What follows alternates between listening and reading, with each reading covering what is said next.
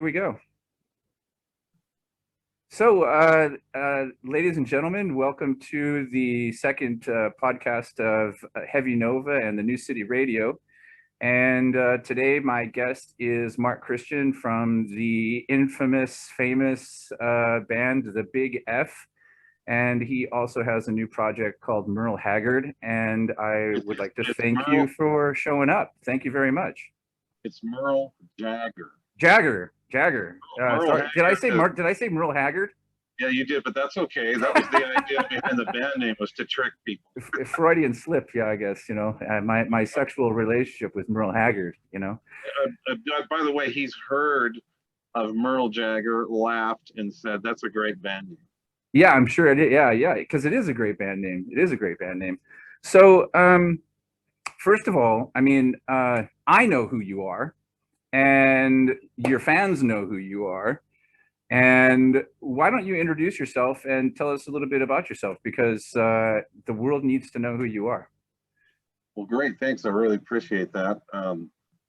Uh, I'm Mark Christian, born and raised in Southern California. Started playing guitar at the age of 9. My first professional bands were junior high and high school.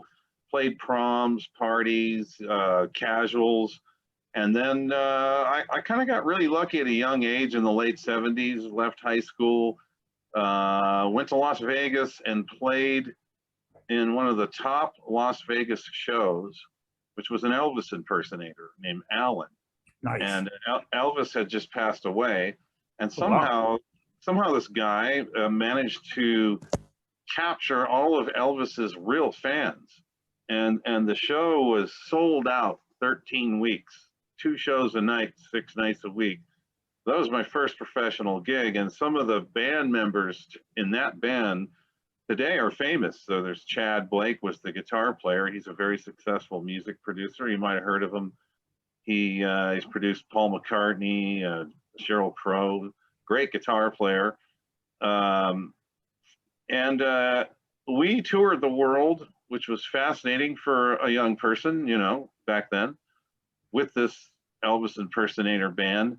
And the funny thing was, I was so young, and I was not into Elvis. Kids in the 70s didn't think Elvis was cool, or maybe my circle didn't. I don't know. But we were more into Jimi Hendrix and Albert King and Deep Purple and Roy Clark or Les Paul. That was more Sure. the stuff I grew up on. And I learned real quick that these guitar players and this music from the 1950s was actually what started the whole thing that created the world of guitar and guitar playing and rock guitar and country guitar and experimental guitar. And I wish I could go back to those days and meet those people. We met some of Elvis's band members back then. It Mm. was a real interesting time. But anyway, we toured the world, and we ended up in Hollywood, which I was no stranger to Hollywood because spent a lot of time there as a kid and as a teenager. You would look on the back of the records and look at the names of the session players, and you could go see them playing in Hollywood at a local nightclub or bar, or we used to go to the Whiskey or the Roxy and get to see a lot of these musicians playing that were playing on the records. So there was sort of an incentive to move to Hollywood and get some kind of professional gig. What year was that? That was 1979. Oh, wow. It was Okay. Yeah. just the end. It was just the end of the sort of this big Wrecking Crew session era, and it was the end of the big country rock scene in LA, which had blown up in the late 60s Yeah. with Graham Parsons, Poco, the Eagles, the Byrds, and I think the last big star out of Los Angeles was Juice Newton, and then in the early 80s was Dwight Yoakam. So it was still Okay. going pretty strong. And but So we played at this time, you were really just a session player, or did you have a full band? At this time, I had graduated from high school as a music major, Okay. and I was playing in top 40 bands, and now Elvis Presley music. Oh, okay. All right. And I was learning I was learning how to play Scotty Moore and James Burton type guitar, which was new to me.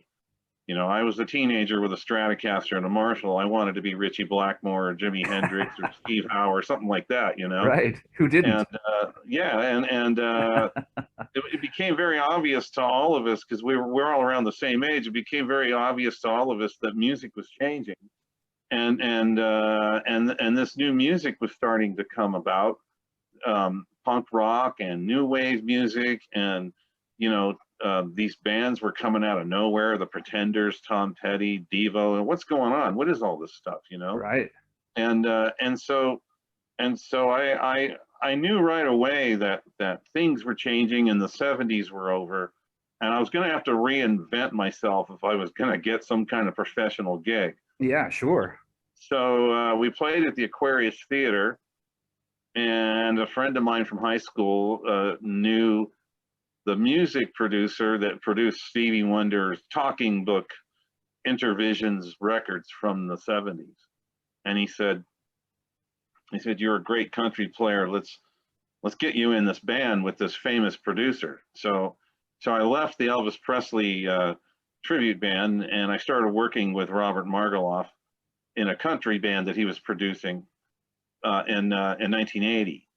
And the lead singer of this country band was a soap opera actor. I don't know if he was a soap opera star, but he was a soap opera actor.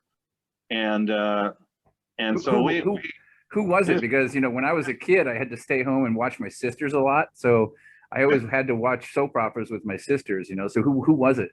His name was John Lamont. John Lamar. John Lamont. And do you remember what soap opera it was? I don't remember, but this is where the story gets really interesting.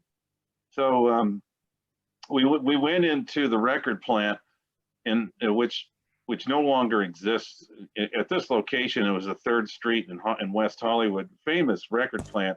Everyone recorded there: The Who, Jimi Hendrix, Led Zeppelin. Well, maybe not Jimi Hendrix, but the record plant was the big 70s famed recording studio. And Bob Margoloff had his own Studio B that he had built for Stevie Wonder. And so we were working in this big famous recording studio, which was really exciting. And we did the recordings, and then this actor was being managed by Paragon Agency, who at the time was managing the Allman Brothers. So we were getting kind of excited. Hey, something might happen here. Yeah. And they booked us in Vail, Colorado, and but we didn't know who we were opening for. So we drove to Vail, Colorado, and we went to this venue. I don't remember the name of it, but it was like a House of Blues type place. Okay. Yeah. And it had the big stage and the restaurant and all the people sitting in the front like the House of Blues. And this was a ski resort way up in Vail, Colorado. And we get there, and I said, who are we opening for? And he goes, Larry Coryell. I said, what? Larry Coryell? We're a country band. And all of a sudden, the backstage door opens, and here comes Larry Coryell with 2 Ovation guitars and snow on his jacket. Oh, great. He walks in and he goes, "What's happening?" And I go, Larry Coryell. I go, I said, "Where's your band?" And he goes, "Band? What band?" He goes, "You're the band." Oh, wow. And we all looked at each other and went like, "Is he crazy? He doesn't even know who we are. We're just kids." And I said, "Are you sure you want us to be your band?" And he goes, "You know how to play Third Stone from the Sun?" And we all go, "Yep." Now, what we were in those days is we were closet frustrated fusion players, because in the mid to the late 70s, all these guys, all these music artists were very influential. John McLaughlin and Al Di Meola and Larry Coryell, and I saw all these bands, when I was a kid, and I said, well, if I could learn to play like that, I'd be really something. And I did. I learned how to play some of the John McLaughlin songs in high school, which cleared the room right away at the school dance. But anyway, so he said, "Look, I'm gonna go on stage for 20 minutes by myself and play acoustic. He goes, then we're bringing you guys up." Okay, so we get on stage with him. We have no idea what's going to happen, but we had a really, really excellent fiddle player. He played steel and fiddle. This guy could play fiddle like Jean Lupani. And we had a bass player that could play bass like Stanley Clarke. And the drummer was Billy Cobham. And, you know, we all knew how to play this kind of music. We just didn't do it for a living. Right. Yeah, okay. And so he says, all right, I'm going to introduce the John Lamont Band. And he goes, we're going to do a little song now called, and he turns around and he looks at us and he goes, key of A. And he starts playing an A. So we went into this sort of like up tempo, funky jazz fusion groove, you know, and right away he figured out we could play. Okay, good. Yeah. And then he started shredding. And I went like, I said, oh my God, what did I get myself into? And then he looks around and he goes, and now Mark's gonna play. So I started playing all my John McLaughlin licks, and then his eyes lit up, and then he played some licks, and then we started going back and forth, just like they did back then, right? Nice. And then the fiddle joined in, and then we were doing the Stanley Clarke bass solos, and he was just thrilled to death. He goes, I want you guys to meet my band, the whole 4 nights that we're here. So we were his band the whole 4 nights, and I never even knew what songs we were playing. He was just calling out ideas. We were just jamming, and then he asked us to go on the road with him and John McLaughlin on a South American tour. But we turned it down because we thought this guy was going to get a big record deal, and we were all going to go be stars. You know, again, such an early age and a transition time in music. So you were like 18 years old. No, I was 20 or 21. Oh, okay. So this was a few years after high school. Nowadays, okay. Right. But at about between 16 and 18 years old, I flourished into a pretty accomplished guitarist because of obviously, yeah. Yeah, thanks. But of what I was being fed growing up, you know, I grew up on Les Paul, Chet Atkins, Roy Clark, Jimi Hendrix, John McLaughlin. These were the records when I was a kid, you know, so we turned it down, you know, but 25 years later, somebody had recorded the show, and oh wow, put it on a CD and sent it to one of the band members. So now we all have a recording of this show. No shit. And wow. We have pictures too. We had pictures too when Larry Coryell passed away. I put the pictures of us playing together. You know, it was pretty shit. Cool. Now, is Facebook that machine. Are you have you ever tried to put that up on social media, or is that something that's available where people can listen to, or, you know, for nostalgia's sake? I don't really know. You know, it has to be. Or is it something you have to clear with, like, you know, rights and? Oh, there's that. I can't just go use his name, but I could probably. I don't know. You know, his 2 sons are really amazing guitar players, and I would say that the guitar playing that I am on this recording is not what his sons are. So I'm kind of gun shy. You know, but what would be great would be to, I mean, just for the history of yourself and like who you are as a musician, that would be great to put it online and let people hear it, you know. I mean, because you really do have a pretty big following, whether you know, acknowledge it or not. Yeah, honestly, I don't know. I really don't know. My following is what his bank account says every month. That's how well I know what I'm doing. Yeah, well, but you know, no, it's interesting. You know, I am, throughout all of my travels and wonderful experiences I've had in the music business, at the end of the day, I'm a guitar player, and I have the utmost respect for the artistry of guitar. And if I think that somebody, you know, like Larry Coryell's 2 sons, you know, they're guitar players to be reckoned with. So I wouldn't, you know, go around pounding my chest about how great I am because I played with Larry Coryell, because I have to go back and listen to these recordings because some of the stuff it's okay. I mean, he was a very generous stage guy that letting us play whether we sucked or not. But yeah, this was going to be my suck, but I'm a much better guitar player now than I was on that tape, I guess is what I'm trying to say. yeah, this was going to be my next question. But you saying that like to you it sucked. I mean, looking back at it now, hindsight, I mean, can you appreciate what you were doing, or do you really see yourself, wow, God, I was 20 years old, I was really starting, man, what was I doing on stage? I had balls, man. Wow. No, that's a really good question, because 40 years later, it's been quite a journey. So you can Monday morning quarterback the journey every year you get older. And what I would have to say is what was really great about that experience and some of the other ones were the fact that I was very blessed to have been a kid in the 70s when music was still exploding and becoming new and experimental. I don't know what it is now. I actually really, really like electronic music and rap artists because they're doing amazing things with electronics.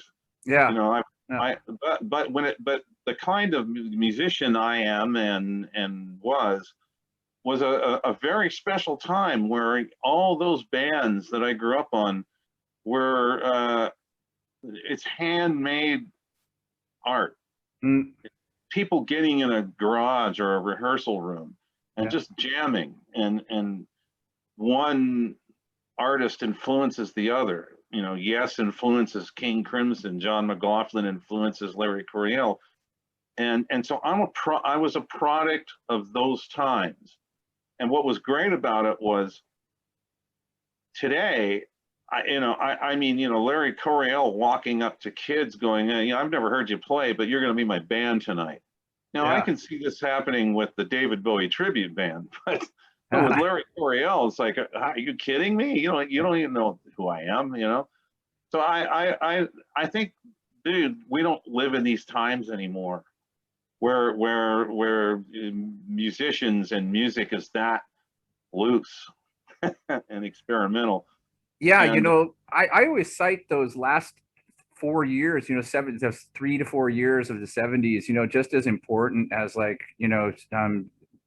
67 to 70, 77, 76 to 80, that last period of the 70s was so incredible as far as what was changing and what was coming out, what was becoming new. I mean, the ideas and everything else, it was just absolutely fantastic. I mean, you had stuff the early B-52s, you had the early Devo stuff, you had the early Talking Heads, Patti Smith.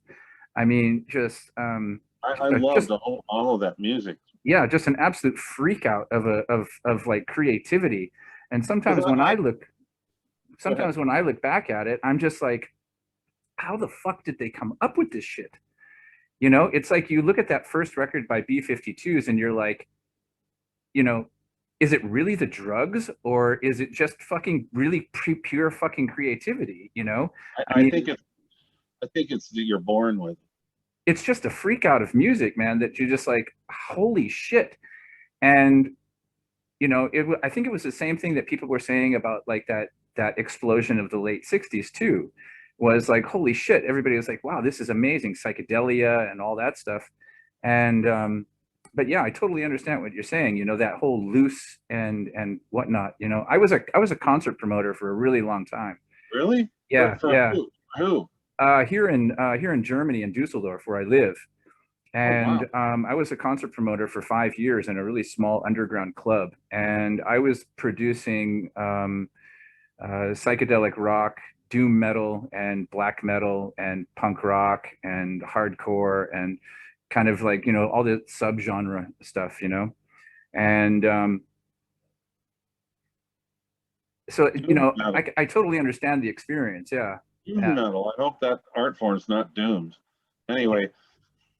Yeah, and so go ahead, go on. Well, I was going to say that the reason why I'm bringing up this is because this is the very this is what's the Big F music was born out of, was this kind of creativity and artistry of jamming. And because we were all the same age at the time, the Big F, Yeah. give or take a few years. What was interesting was they were rock stars. But wait, before we get into that, like, what were you doing? Like, so, you got this gig, you got this, you got this thing going on. You're all of a sudden you're playing on stage with one of your heroes and da da da da da. And like, so between this time, like, did you just continue sessioning, or did you have like any bands before the Big F? And like, because I want to kind of roll into like that, how you got like in contact with Berlin, and how did the offer of like, because like from what I read about you, the history is that like you got in contact with them and then you helped writing Blowing in the Sky, or Blowing Sky High, I believe the single was. And like, so like between that time, like what were you doing like for that, like I guess it was like almost a 10-year period, wasn't it? Before well, yeah, no, good question. I don't. Yeah, because I mean, there's a lot of time between that. I don't reveal this much, not for any other reason other than I just don't think about it. But in my early 20s, so in the early 80s, Hollywood was really on fire. I mean, there was many reasons to be there. All kinds of gigs and bands getting signed and people making really good money playing on sessions. And so it was kind of like, well, just move there and just start promoting yourself, and who knows what's going to happen, right? Yeah, right. And so I had some friends that were at the time. I had some friends that had started this band called Survivor, but they weren't. Yeah, well, yeah. Well, I knew them. This band, yeah. Well, they were teenagers, and they came to Orange County and with some kind of top 40 band in the late 70s. Okay. And we played a show together with my top 40 band, and then we made friends, and then when I was touring with the Elvis band, we went to Chicago, and I called those guys up and I go, hey, I'm here, I'm playing with this Elvis impersonator, and let's hang out. And they said, well, Frank Sullivan, was the main guy that I knew. The other guys had left this band, but Frank Sullivan said, well, I would like you to come down and check out my new band. I've got a new band and we're playing at the local college. So this is 1979. So I go down. Now in 1979, we had cut our hair and got skinny ties and skinny jeans, and we were on top of the trends.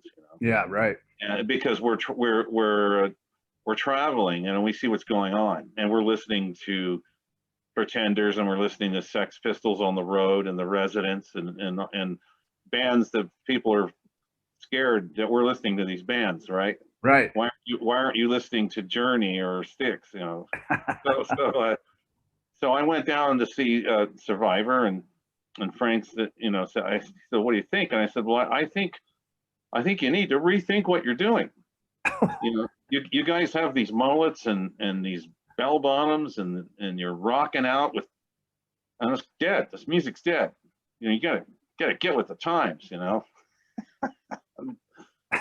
So in 1980 or 81, I don't remember what it was, I get a call from Frank, and he goes, yeah, hey, it's Frank. We're here in Los Angeles, and we got a record deal. Remember that band that you said was not worthy? We got a record deal, and so I want you to come down, and I want you to meet the band and the music producer, which was Ron Nevison, who I guess he recorded Led Zeppelin 4.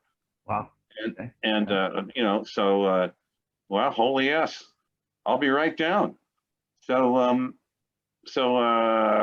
and I had just moved to Hollywood and I was working with the Margoloff guy, and he says to me, well, they're recording Eye of the Tiger, and I'm just watching them record Eye of the Tiger. Like, well, lots of luck with this. you guys. You know, it sounds good. and and uh, and Frank said, "Did you want a gig?" I said, "Yeah. What is it?" And he goes, "I got a friend that's the lead singer.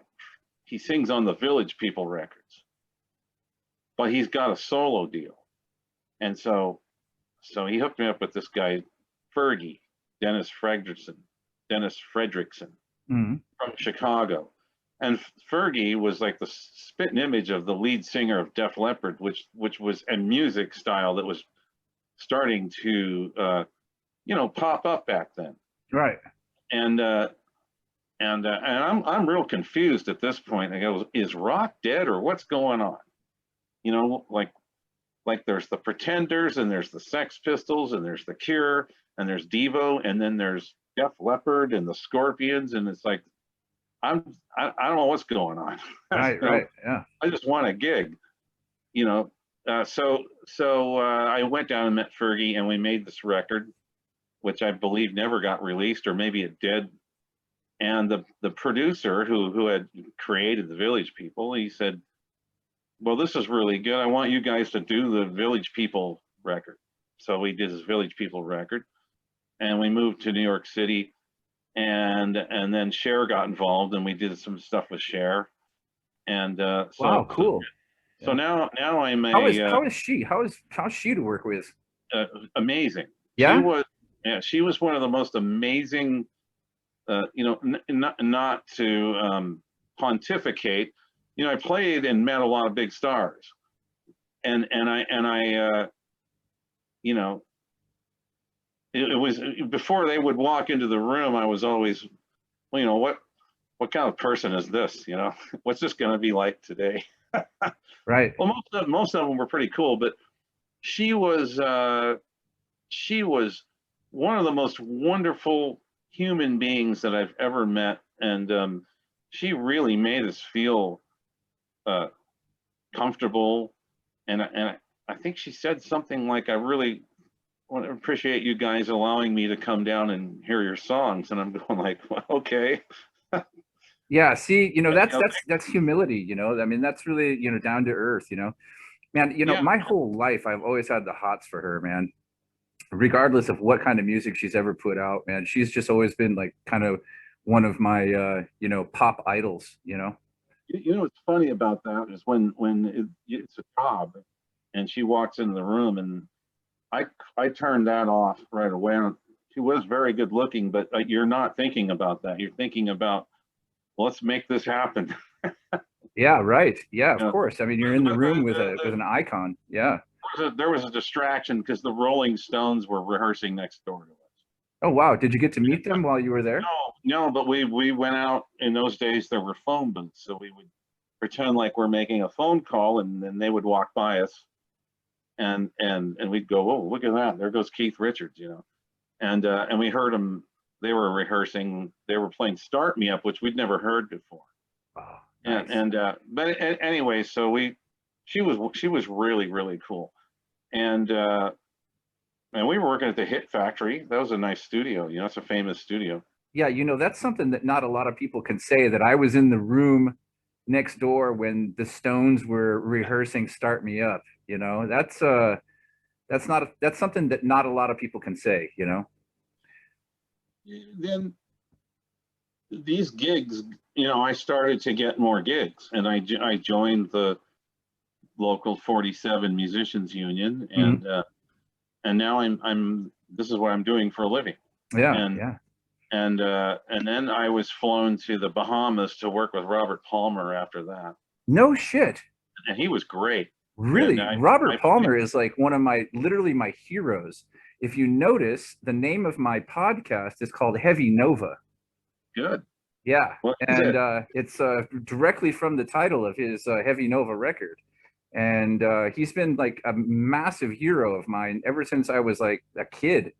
From the time I can remember, Robert Palmer has always been a big hero. What did you do with him? Tell me that. That's really, now you're like getting me to sit up and like, yeah.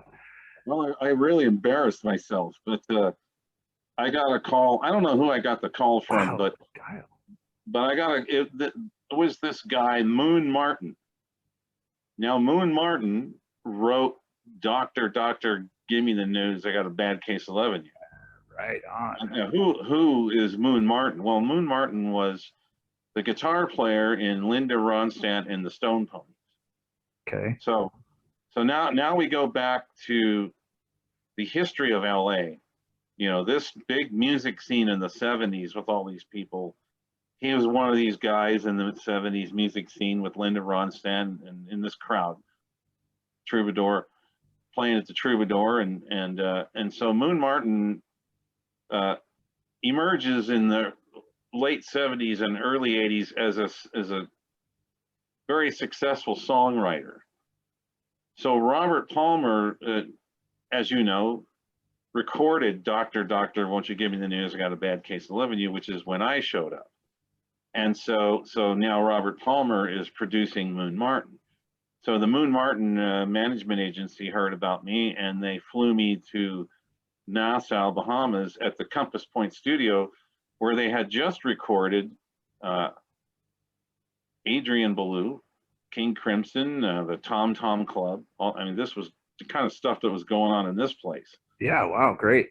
And Robert Palmer was living on the island, and they built the studio across the street from his house. So yeah, that's right. He had a house there for a long time. It yeah, was really right. really convenient for him. Yeah. And we got along right away.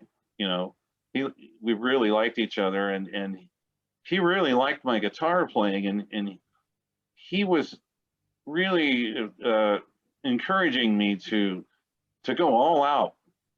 And this was like Larry Coryell again, you know, like go to the edge, and, Nice. play. And he goes, Adrian Belew is just here, here's what, we're just going to do what Adrian Belew did. We're plugging you right into the desk. And there was a tube screamer, and he called it the boob louver. He goes, we're going to use the boob louver, and you're just going to plug into the desk. And then these guys showed up, these islanders showed up with this marijuana that just knocked me out. I should have never. I don't. Being a kid in your 20s, I certainly was a kid in my 20s, but not on these gigs. On these gigs, I was professional. I had no drugs. Yeah. And so, and then Moon Martin said, well, that's great, but you got to play something that's not going to go over the heads of the secretaries. So Moon Martin started to design my guitar solos for me for his record. And then Robert Palmer said, well, what are you doing at night? And I go, well, this is an island. I'm not doing much at night. And he goes, well, would you like to play on my solo record? And I said, yeah.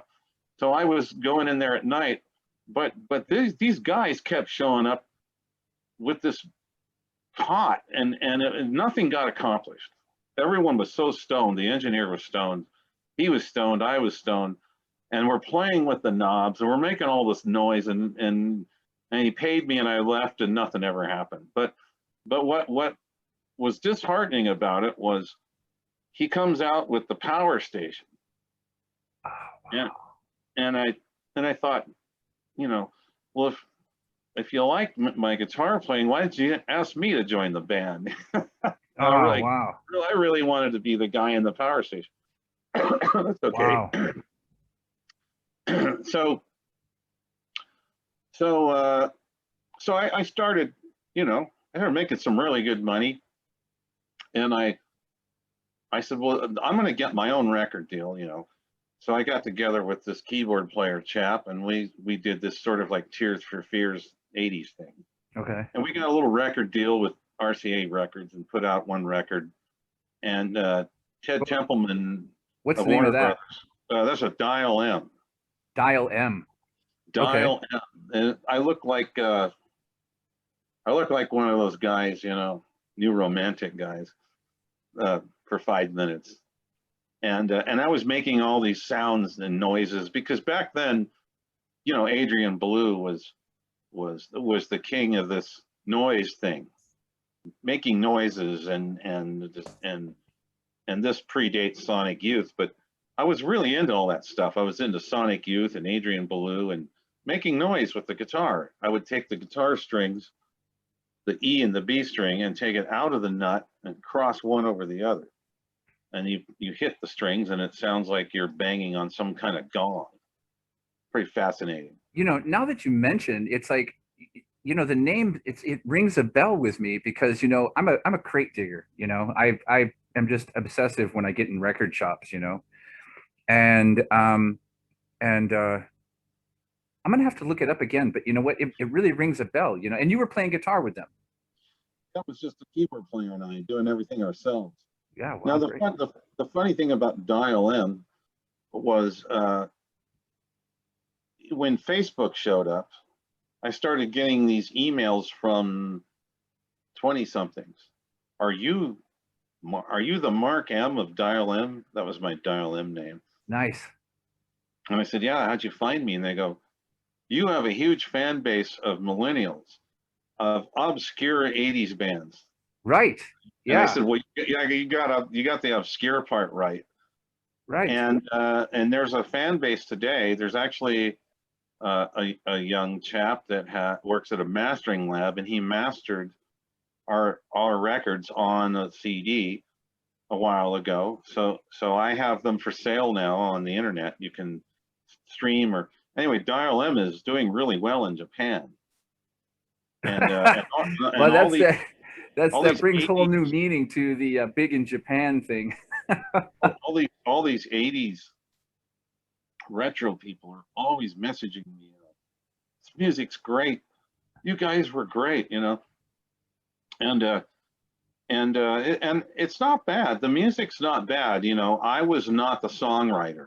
I had not reached that part of my creative process yet. I had not reached my potential yet. I was just a guitar player, and my contribution to Dial M was looking cool and making noises with the guitar. Okay, yeah. And arranging the music, because I was doing session work and I had a pretty good idea of how to arrange a song. And so that failed. And then I just went back to doing sessions, and I got, in 1987, I got a call for the Monkees. Really? And I said, what's up with the Monkees? And they said, well, we got your number from so-and-so, and the MTV had resurrected the Monkees back then. So they were playing all the Monkees episodes. Right. Yeah, I remember that. Yeah. And so Monkey Fever was brewing again. Now keep in mind, I'm only in my late 20s, early 30s, and the Monkees weren't old yet, and they were still pretty popular. They were touring and doing stuff. So Rhino Records contracted them to do a record, and they hired Roger Bashirian, who was the music producer for Squeeze, Lena Lovitch, Elvis Costello. Oh, cool. And the Monkees wanted him because he was this British hipster guy. Mm. And of course I knew who all these bands were. So they booked the sessions at the famous Cherokee Studios, which was great. That's where they did Station to Station and Bob Dylan and Rod Stewart. It was a famous studio. Mm. So we did this Monkees record, and we thought it was going to be the 60s again, and they handed us these demo tapes that sounded like Cyndi Lauper. Well, they wanted to sound 80s. Yeah, everybody was trying to get new again. Yeah. I got a lot of session work in those days because I was young. They thought I was bringing youth to the table. Mm. And I kind of was. Right. But it was still really confusing in the 80s because the 70s were still looming, and I honestly I didn't know what was going on. Everywhere I would just say yes to everything. Can you play like The Cure? Yeah. Can you play a Van Halen solo? Yeah. Mm. And so that kept me working. Mm. And that was Motley Crue's big downfall. They tried to like reinvent themselves and like all that shit, and that's what really destroyed them in the end. But yeah, go on. I used to see them at the Starwood before they were famous. Yeah, yeah, yeah. Making me jealous now. Yeah. They should make a documentary about the Starwood. That is one of the most famous, iconic Hollywood nightclubs that's not getting any recognition. Van Halen played there, the Motley Crue, the Go-Go's. I saw all these bands before they were famous. Not Van Halen, but they were before these bands. Yeah. But so Monkees, you're sessioning, and yeah. Yeah. So we did the record, and MTV made a video for the Heart and Soul. It's my guitar riff, and Davy Jones. They were booked at the Super Bowl the following January, and Davy Jones, something went wrong. He didn't want to do it. He backed out at the last minute, and he backed out.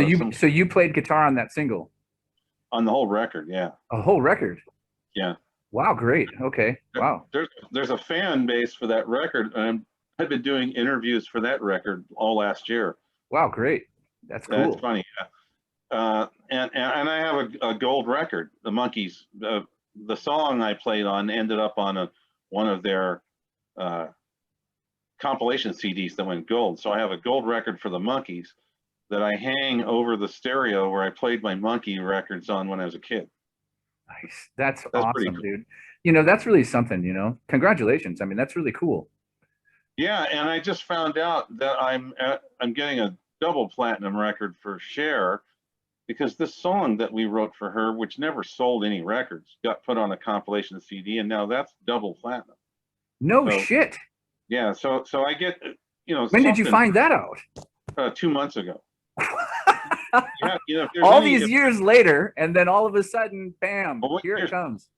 What you have to do, if there's anybody shit, man, that's amazing. If anybody like me watching this Zoom video, go to the RIAA website and type in the records that you played on, and it tells you if they've gone gold or platinum. So I found the Berlin record was gold, so I got a gold record for that. You know, I don't think they even got one. Yeah, you gotta really look for this stuff. But so you've got to do the research, and then because nobody contacts you, and then when you do the research and find out about it, you contact them and go, hey, I want my fucking gold record. Yeah, they don't contact you anymore unless you're a contemporary artist. Okay, like and then but sure you contact them, and then they give you the record. Yeah, it costs a couple $100. Yeah, but still, I mean, if you're paying for a piece of art for your living room, this is a great piece of art to have. Yeah, sure, of course, that's badass. And I asked for the old style, the '70s style gold records, and the guy goes, "Nice. Well, that's the cheapest one we make." I go, "That's what I want." Nice. That is. I want it to look just like it did when I was a kid. That is super dope. Yeah. Anyway, so I got along really well with Roger too, just like Robert Palmer. And we started hanging out and doing stuff together, you know. And Roger who? Bazarian. Oh, okay. He produced Elvis Costello, Lena Lovitch, Squeeze. Okay. The Monkees hired him for this, and then, you know, that's funny. One day at the studio, I elected to go get the sandwiches across the street for everybody. So I opened the door of the studio, and there's a line of middle-aged women down the street. And I shut the door and I go, "What the heck is that?" "Oh, they're Monkees fans. Hurry up and run across the street." And I looked at him. I said, "I don't know anything. I just work here." Nice. That was pretty funny. So right around this time, so back in the Dial M days, which is the early '80s, you know, we had this drummer that played with us for a little while named Rob Brill, and he was. So Rob Brill started out with you guys in Dial M? He was excuse me, he was one of the drummers in the music scene in the early '80s. Again, we're all really young. So he was bouncing around from gig to gig, and I guess he got too busy and he couldn't play with Dial M, but we had established a relationship. Okay. And he got the Berlin gig. He wound up being the last drummer in Berlin. And then he used to hire me to play on he wrote songs for their records, so he would hire me to play on the demos. Okay. And I said, well, if you're hiring me to play on the demos, why don't you just ask me to be in the band? Right. So, no, we can't do that, But that No More Words, I played on the No More Words demo. And then after the Monkees in 1987, Rob called me up and he goes, well, we're looking for a guitar player, and we thought you might be interested. I said, sure. I said, you got to play on this last record. We got one more record with Geffen. So I went and played on the last record, and that's the Blow It Sky High. and they said, what we're going to do. Now, was this a complete record, or was it just recordings of the best of? It was a compilation record with a bonus track. Okay, and so did you only play on the bonus track, or did you play on? I only played on the bonus track. Oh, okay, all right, okay. And they asked me to join the band, but there was no band anymore. Okay. And so this was the end of Berlin at the time. Yeah, and I said, well, what are you talking about? And they said, well, Terry's gonna go solo, and we want to do something else, Yeah. And I said, okay. And fucking did you ever? Yeah. And they were asked to be the first band to play at the Berlin Wall being torn down, and they turned it down. I said, well, don't do that. Yeah, that's let me play there with you guys. No, we're not doing this anymore. We want to reinvent ourselves. It's okay. So I said, what are we gonna do? And they said, we're gonna get a rehearsal room. We don't know what we're gonna do, but we're gonna get a rehearsal room and we're gonna jam for a year, maybe a year, and see what happens. And I thought, wow, that's interesting. I haven't done that since high school.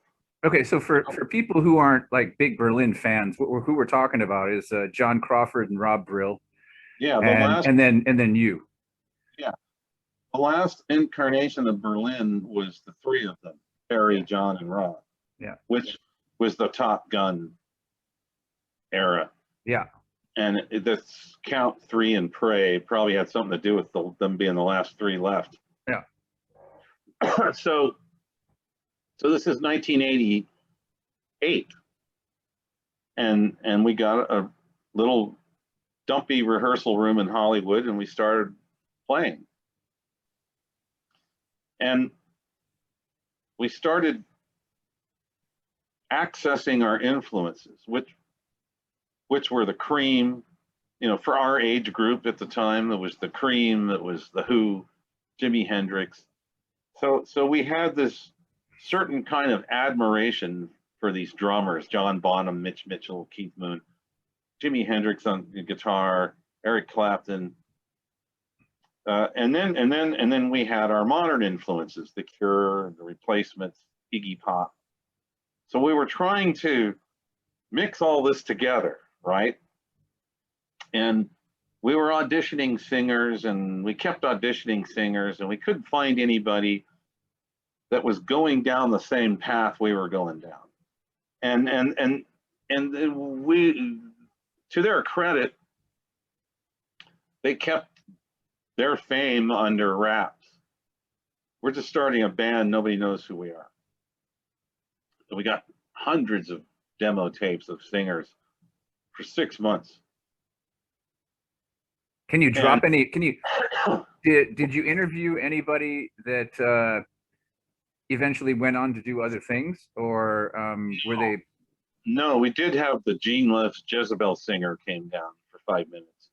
Okay. But we had started one of the Aston brothers. Yeah. Yeah, one of those guys. Yeah. But we had started the songwriting process, and so John was singing because John had. This is what he did in Berlin. He would write and sing songs. Okay. Whether Terry ended up singing them or not in the end, this is what he did.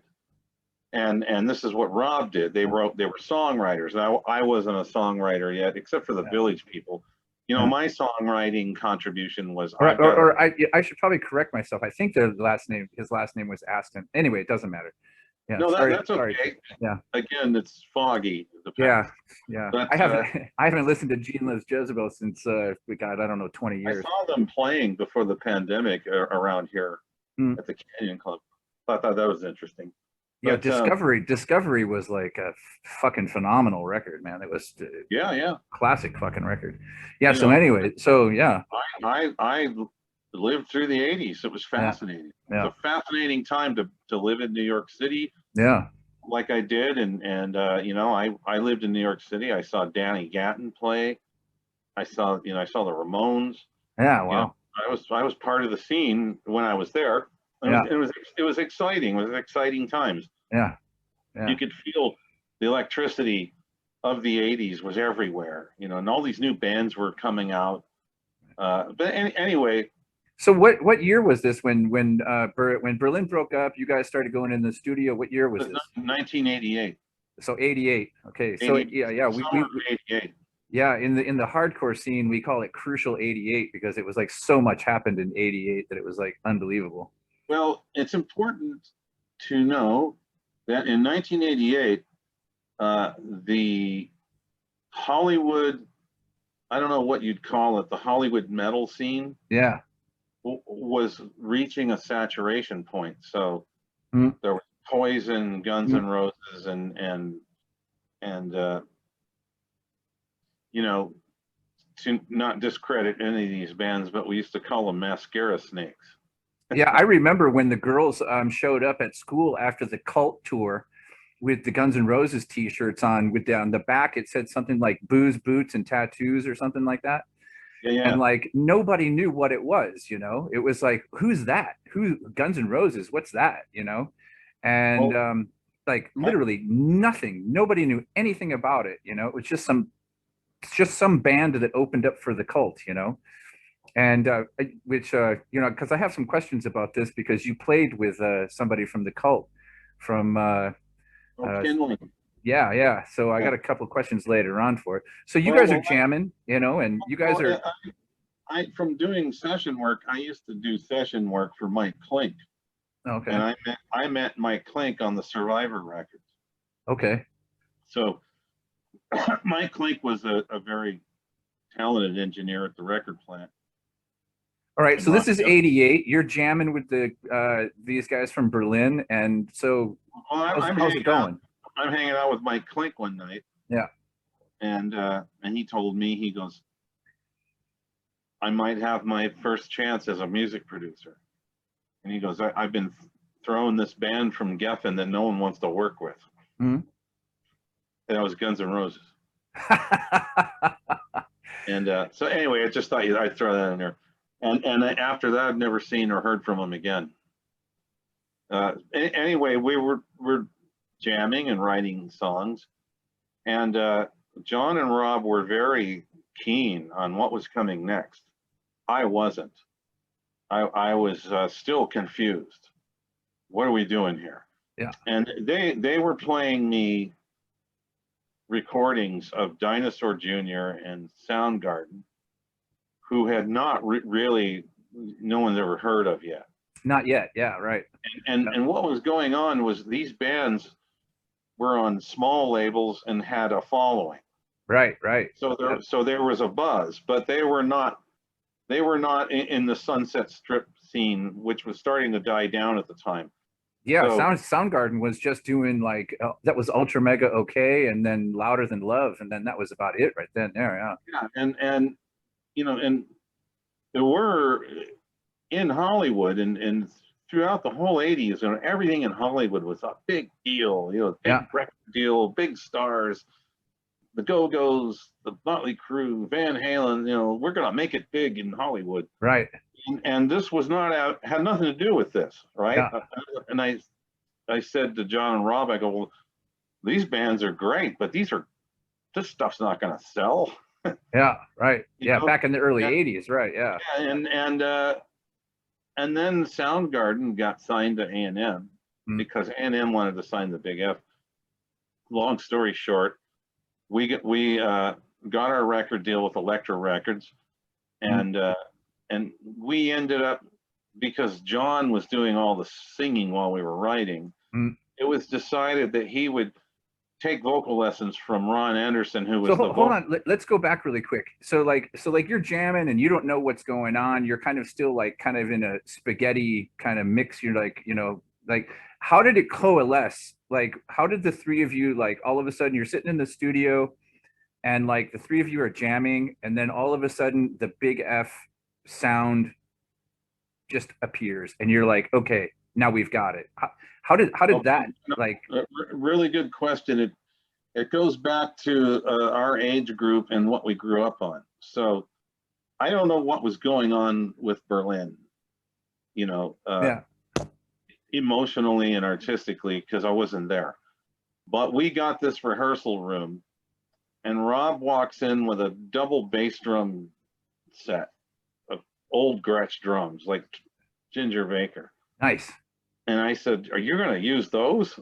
I haven't seen those in 25 years. And he goes, "You're damn right, I'm going to use these." And I was guitar nerding, so I had this tech who had restored an old Marshall stack from the 70s. Cool. And I had a 1960 Strat, and I said, "Well, if you're gonna be Ginger Baker, then I'm going to be Jimi Hendrix." You know, that's kind of how it got started. And not literally we were going to be these guys, but we were determined that we were going to make music the way they made music. However they made their music, that's how we were going to do it. So we started with getting these old instruments in the room, and John had this big giant Ampeg amp that looked like a refrigerator, and we started jamming, and we started emulating our influences from these bands, and then, well, let's twist it a little and add a little replacements or Iggy Pop, you know. But the really interesting thing about the Big F that I will never experience again is this chemistry that kind of started happening. And the three of us were very no drugs. I don't think John had ever taken a drug in his whole life or drink to begin with, and still never has. So, you know, we were so bound and determined to be accomplished music artists that this chemistry started happening, that when we played together, it didn't matter what I played, it sounded good. So you're saying that this was a sober recording? Yeah. Wow. And that's why we were always at each other's throats, because we were all everybody had an opinion about something, and which was a good thing. And Rob used to say, the music's going to be great because we were always fighting over what everybody wants to do, you know. And I always used to give them space because they had been down roads that I had not been down yet. You know, they look, well, you guys sold 1 million records, so I'm not going to argue with you. You know. Okay. Yeah. you know what you're doing. So but I would push it to the limit. But it was interesting because doing the session work, I got to play with some pretty amazing drummers. What is an amazing drummer? Well, an amazing drummer is not a guy that can play 1 million great licks, although those guys are great too. What an amazing drummer starts playing, the drummer hypnotizes you. And when you get hypnotized, you start playing things you've never played before. Yeah. And so that's how this whole thing began. It was like playing with Larry Coryell. It was like this spirit came in the room and just lit everybody up. And that's what was going on, you know. And the interesting thing about the Big F is we were not aspiring to be any band of the times, you know, because that is one big downfall of the music business starting in the late 80s was signing all the bands that were sheep. We need to get another Motley Crue. We need to get another Go-Go's, let's keep it going. And we weren't interested in that. Yeah, the thing I saw in the late 80s and like, 88 was that it seemed to me that like everybody was looking for the new Cult and the new Jane's Addiction. Yeah. Because everybody heard the Cult and everybody heard, because it was Love Removal Machine and then Electric, or not, no, Electric came out and then Sonic Temple. And then that was Jane's Addiction's Nothing Shocking. And then it seemed like everybody was looking for like some kind of a combination. Every record company it seemed like was looking for like that, oh, we need to sign that magic combination of the Cult and Jane's Addiction, And I think that something was like, I think that's what a lot of people found magical about Guns N' Roses was that it was that sleaze, but it was punk, and it was, but it still had like, kind of like bluesy country, just dirtiness to it, and, but yeah. Well, they had Wes Arcane. He wrote amazing songs for them. Yeah. But the Big F, a lot of the jamming, we were still living in the 70s. Yeah, but it comes through though. I mean, because that's Led Zeppelin or Yes or King Crimson. These are bands that excused themselves from the popularity contest that was going on at the time and came up with this amazing original art. And what John and Rob were trying to show me with Soundgarden and Dinosaur Jr. was not to be like them, but it was like, look what these guys are doing. This is different. Yeah. And this is homemade, and this is garage made, and this is. But I'll tell you what, though, the first time I heard, and this was long before the record came out, or I even met Soundgarden, but when I heard that voice, I thought like, well, this is a green light to go Led Zeppelin. Yeah. And not get busted for it. Because no one back then, everybody was waiting for the next Robert Plant to show up, and he wasn't showing up. Right, and then, exactly. And then Chris Cornell shows up. I was like, holy, wow, listen to this guy sing. Yep, this is a real deal rock singer that no one's heard in years. Yeah, the first time I heard Soundgarden was in the movie Pump Up the Volume with Christian Slater, and they were on the soundtrack.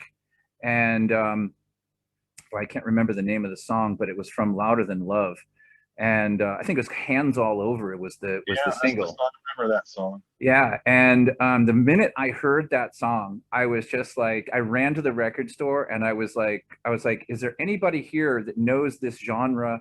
And like, who can like teach me what this is, And then this guy was like, okay, well, boom, here's Louder Than Love, here's Ultra Mega Okay. And then what else did I pick up? God, there was like bands like Mudhoney and then Mother Love Bone and like all those, it was like all that pre-Nirvana stuff, Yeah, and I remember all that, but the big wake-up call and eye-opener was we got the record deal, we made the record, and we were still in our own world, not really connecting. So you got signed to Elektra, and then this thing was. So what's the Triple F records? Was that your guys' own production thing? The money that you were putting into it? No, that was a business. That was a business idea. What that idea was, the Rolling Stones have their own record label. Yeah.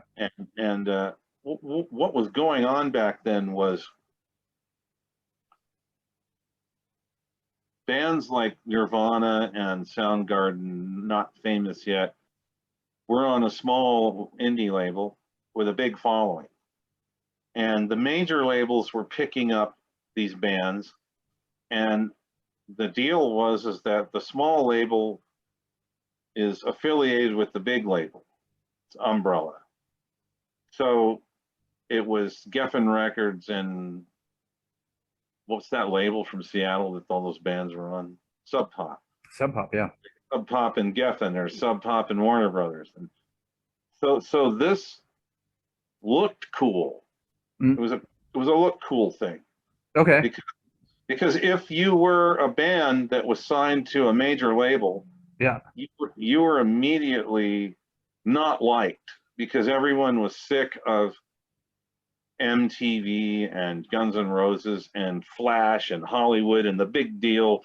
Everyone was tired of this because that's what was going on. It was like, let's find more Guns N' Roses and more Poison bands. Let's make sheep and let's sell the sheep. And everyone was getting tired of this, right? So the idea was when the Big F's music came out, we wanted the kids, or however old they were at the time, we wanted them to think that Elektra Records had discovered this little band on this little label, Triple F Records. Nice. And the other thing about that was these guys really knew their business. The other thing about that was if we had our own label, we had more control over the music, which in the end wound up hurting us. Okay. Because the music was so out there that it did not catch on at all. Because no one would listen. You couldn't tell these guys what to do. Yeah, I mean, I can remember when I bought the cassette tape, and just so everybody knows what we're talking about here. There it is. And I had the cassette tape. I had the cassette tape when I was a kid, and I actually found this vinyl here in Germany, and this is actually a German pressing. And I don't know if I can't. I never looked. I never knew what the record looked like when I was young because I had the cassette.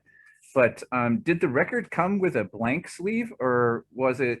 Did it come with a printed like lyric sleeve?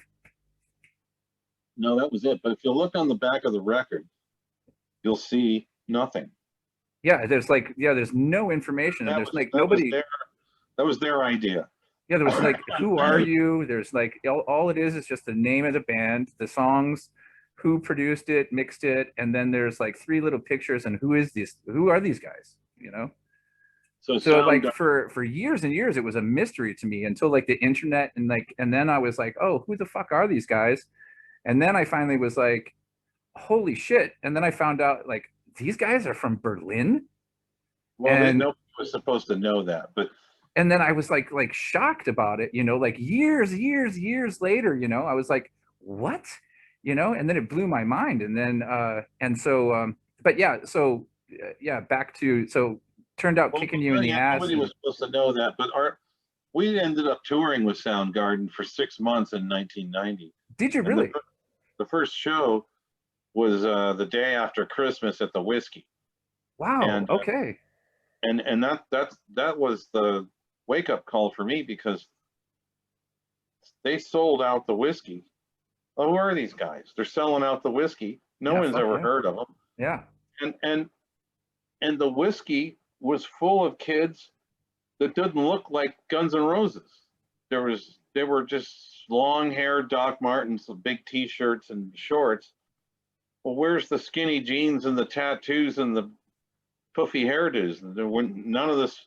Where'd all these people come from all of a sudden? This town is nuts. What year was that? The 1989. You know what?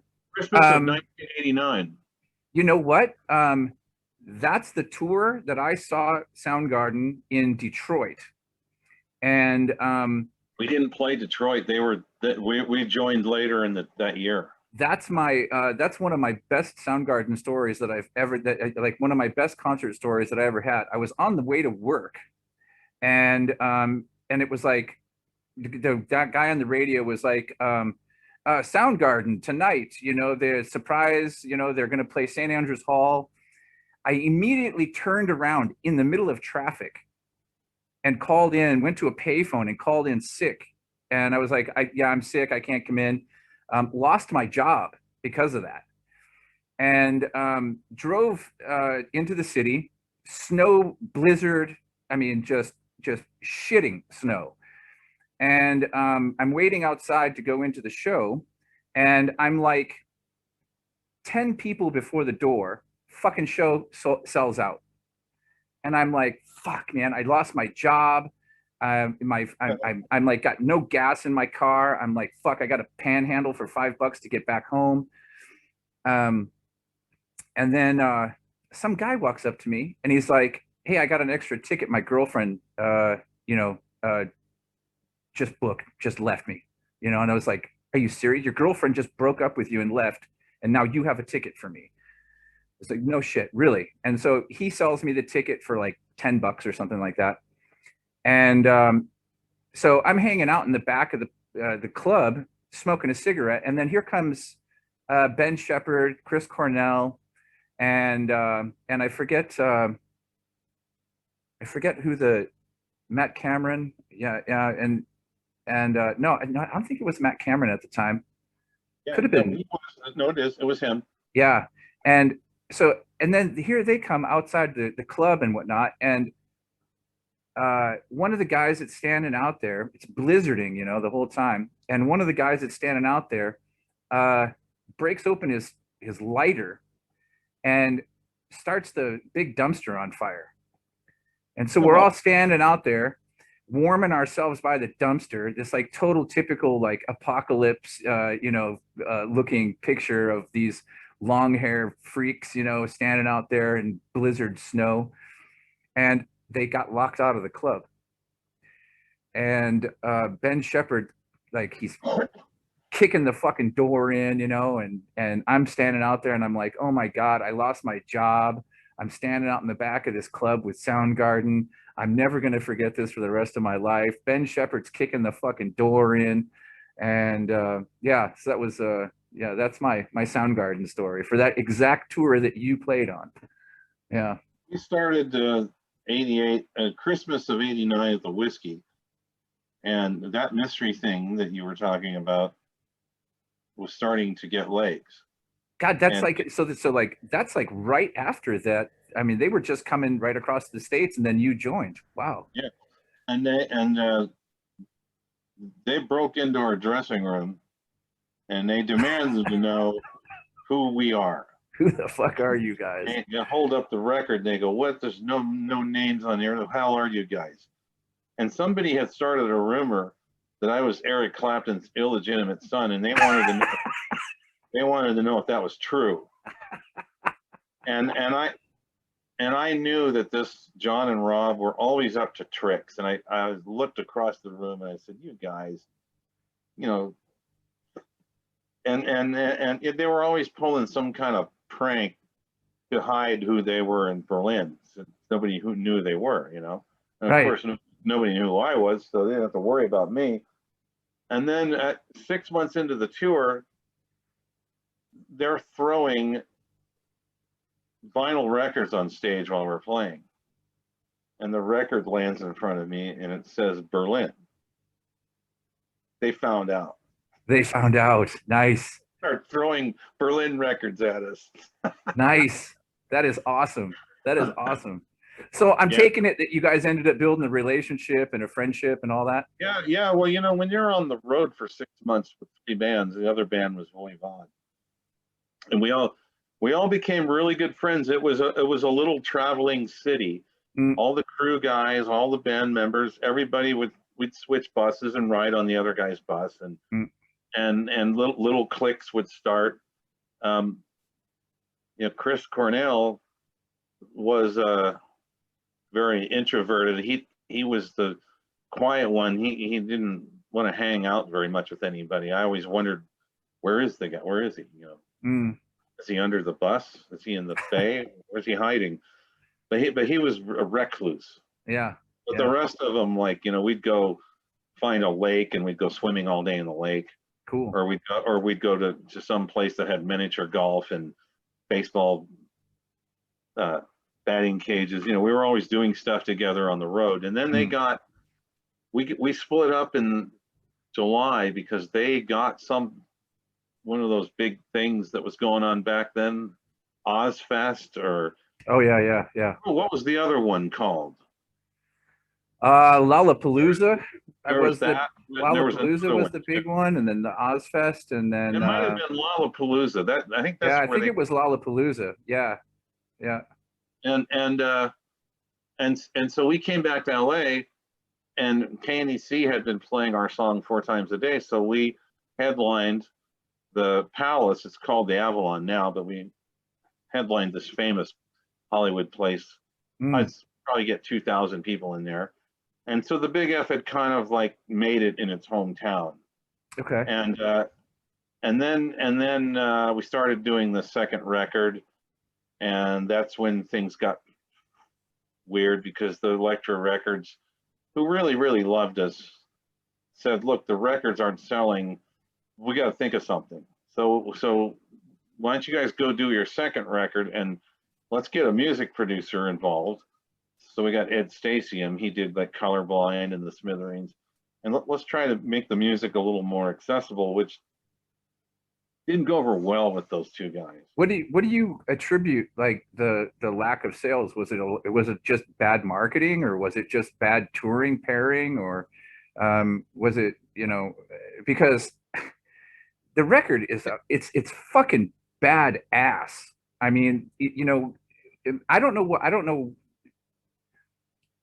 I was always a fan of like really, obscure music, and I was really a fan of hard rock music and whatnot. And thinking back, um, it wasn't any like it wasn't any weirder or like more out there than any of the other like new rock bands that were out there. And when I look back and think about like what was out at the time, what do you attribute like Well, the whole to the time, whole, through the whole 4 years of the Big F from 1989 to 1984, obviously I was glued to MTV. There was Headbangers Ball, and MTV was on fire, Yeah. And I felt that we were outcasts. It seemed like our videos weren't getting played. We had this big major label record deal, nothing was happening. And then more bands would come out and just get famous overnight, and nothing would happen for us. And then Stone Temple Pilots, and then Nirvana.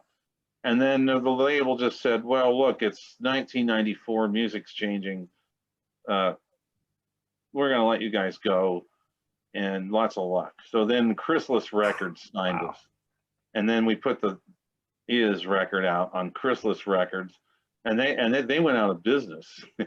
But the music was changing again, because by 1995, it was going CMT, Radiohead, Beck, Yeah.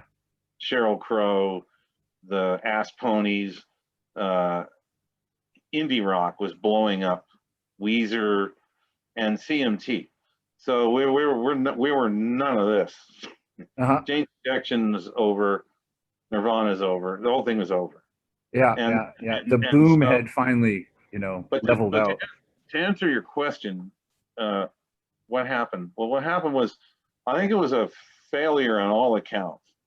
I think that, I think John and Rob could have made a little bit more of an effort to get a song like Spoon Man or something, but they insisted that you're either loved or hated. We don't want to be in the middle, and we were certainly hated, and now we're loved.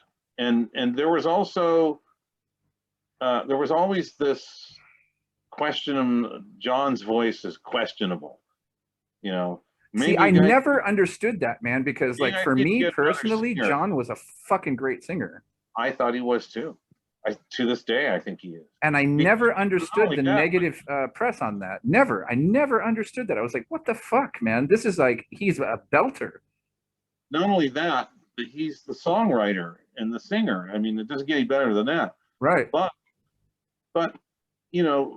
lyrically, the Big F's song lyrics were certainly not accessible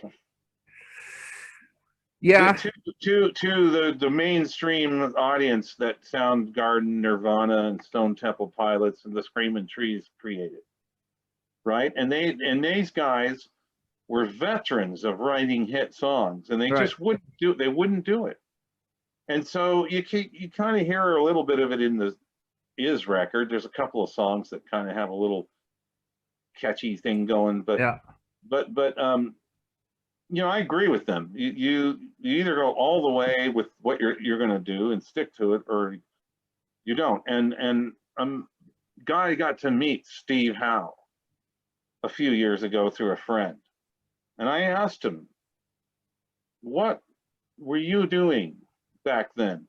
Did you get money to make this music?" He said, "No." He said, "No, our record deals were release the music only. And we had day jobs and we had tours, 2 weeks here, 2 weekends there. And we were surviving off of Roundabout. And the label said, you come up with a hit song or we're going to let you go."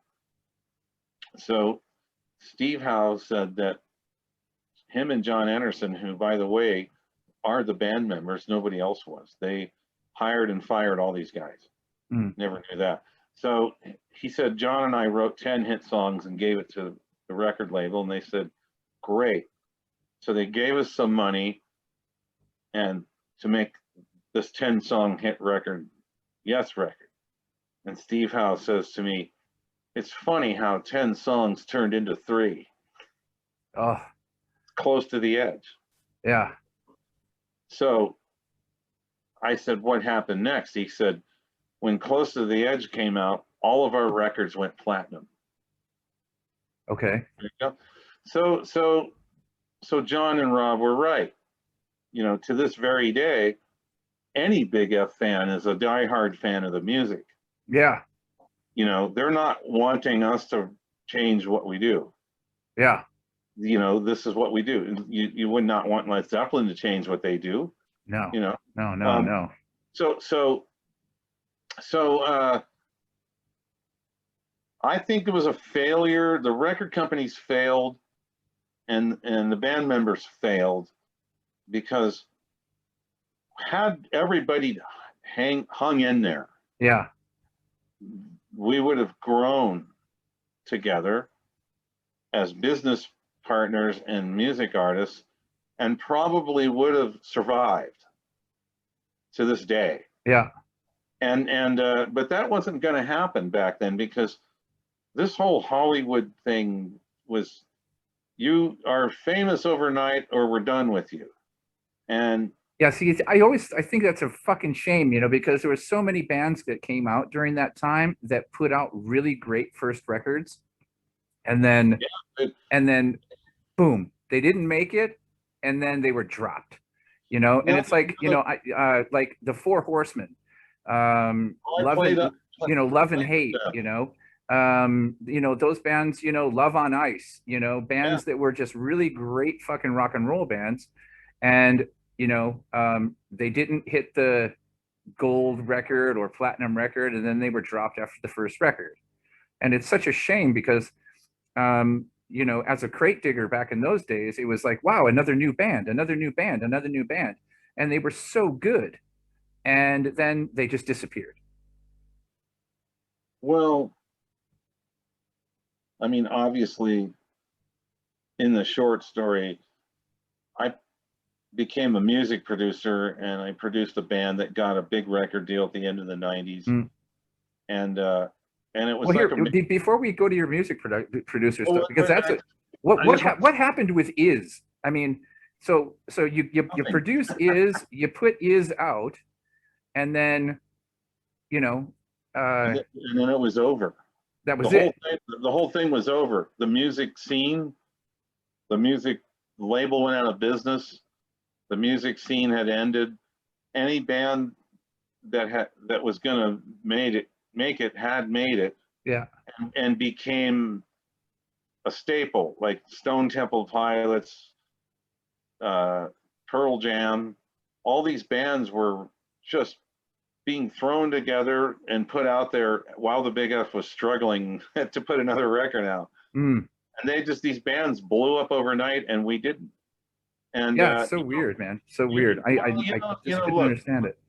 I was a big fan of Miles Davis since I was a kid. Yeah. And when Miles Davis passed away, there was some footage of him on CNN. We lost another great one today, and Miles Davis is playing to 300,000 people with his back to the audience, blowing one note out of tune on his trumpet. And I go, that is amazing. Right. That is, the Big F either gets to that point making this obscure music like he did. Yeah. I mean, he would not face the audience when he played. Right. Many times, Yeah, right. He did whatever he wanted to do. Yeah. How do you do this? I don't know. And then Radiohead comes out. And I think Radiohead saved the 90s because they were a lot of people say that. Yeah. Yeah, they were a pretty spectacular event of display of talent and creativity and originality, and like, who the heck are these guys? Yeah. They were amazing. Yeah. And then it was over. The whole thing was over. And that's what I'm saying. I got this record deal at the end of the 90s, and big deal. And I saw the whole thing coming to an end. And I quit. I quit playing rock. And I was doing session work with members of Dwight Yoakam's band for years. And I said to those guys, I go, well, I kind of want to get into the country music business. And they said, well, that's not going to be easy because you're a known rock guitar player. So I said, okay. So I created Merle Jagger, which was an instrumental country guitar band. Oh, wait a minute though. I found something. What's that? Milk the Cow. Oh, okay. Well, what that was because with Kinley Wolf. Yeah. Tell us about that real quick. Yeah, no, that was interesting because I tried to find some stuff on the internet, and I tried to find some videos on YouTube, and I couldn't find anything. There isn't anything. So what had happened was we produced our own first album. Mm-hmm. So now my name is attached to a major label release that I produced. Right. Or co-produced. Yeah, because I mean, Kinley is not like, he's not small time at all. He's like, you're going from like working with two big wigs doing the Big F, and then Kinley went on tour for the Ceremony tour with the Cult, and that band, consisted of John Sinclair from Ozzy, right. And what was the other guy's name? Michael Lee on drums, from Page and Plant. Kinley wasn't the original bass player. No, Kinley wasn't the original bass player. He was only the quote unquote in the backup band for the Ceremony tour. And so, I mean, so you're going from like working with the Big F with these two big wigs from Berlin. They know what the fuck they're doing. All of a sudden, then it kind of turns, sorry to say, but it kind of turns into a disaster in the end. And then you go on, and then you start this thing with, pretty renowned session player, Kinley, and and you called it and milk the cow. And so tell us about this. So okay, well, what was going on was my name was attached to a major label record as a music producer, and I had over 10 years of studio experience. So people were hiring me to produce their recordings, thinking that, well, if he's connected with Elektra Records or Chrysalis Records, what can he do for us? So I got into the music producing thing, and there was a young woman who was the second engineer on the first Big F record, and and while the Big F was on tour, she produced a demo, and the demo became an MTV hit, and she became a famous producer overnight. That's Sylvia Massey. Okay. She produced Powerman 5000, Tool. Wow. Okay. She went on to do some pretty big bands. Okay. And so she mentored me throughout the 90s, and I said, well, I'm getting offers to produce music. Okay, well, here's what you got to do. And she was teaching me the business side of it. So I became a music producer, and this young chap hired me. And like I said before, this was the era where CMT had showed up. CMT? No, that's country music. CMJ, Country Music Journal. Do you remember that magazine? Yeah, sure, of course. I mean, they started South by Southwest. I don't remember, but God, I can't remember. But I remember the magazine, though. Yeah. They owned college radio, and if you could get CMJ to promote your music, you made it. Yeah, of course. And it was no longer about being on a major label. It was about being an indie guy. So this indie guy shows up. Yeah, REM basically owes everything to college radio. So their whole entire, the billions and billions that those guys are sitting on is completely owed to 19-year-old kids, smoking weed and listening to college radio. Merle Jagger played with Cross Canadian Ragweed, and I got the same story from them. Yeah. We were just a college band, and all of a sudden now we're touring in a big tour bus. Yeah. Wow. Yeah. And with no hit records. But so back to Milk the Cow. Yeah. Yeah. So this guy was one of the new kids on the block that wanted to be a part of the new music scene, which was this CMJ, indie, Archers of Loaf, Ass Ponies, Radiohead, and so he hired me to produce his tracks, and so I called session players that I knew, and I had met Kinley at a party, and I hired him because he was the bass player of the Cult, but I'd never heard him play bass. But he was having a dysfunctional relationship with the Cult because he had a tremolo arm on his bass, and he was kind of doing like Jimi Hendrix stuff and Van Halen tapping. Okay. So they got rid of him for that, and there was some nonsense where they wanted him to wear his stage clothes at sound check, and he wouldn't do that. So he didn't last long with them. But he was great for. Well, the Cult, Ian and Billy, they fired the whole entire band after that tour. Yeah, the entire band. They fired everybody. I never saw Kinley after that, but yeah. But Kinley was a great bass player, and so we made this record, and we made a couple records, but this is the one that stuck. Who put that record out? Because I don't know anything about it. Who put it out? Well, it was nobody put the record out. He had an investor, which was a big thing back then. A lot of investors were hiring me, produce my kid, produce my daughter, produce my cousin. Yeah, right. I don't know, who are you? Well, I own a car dealership. I'm a, Jeff Lawrence of Milk the Cow had a paramedic was his investor.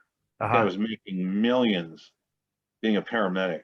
Okay. No, an ER doctor. That's what he was. He was an ER doctor. So, because the internet says that the record was put out. Was it actually released, or was it? I don't put the record out, but he was trying to get CMJ behind it. Okay. We were all trying to get CMJ into this record. What kind of music was it? Because I can't find anything about it. Literally, nothing about it at all. It was that kind of music back then, garage band music with some pop melodies and some I toned down the guitar solos, and I tried to make it more of a group effort.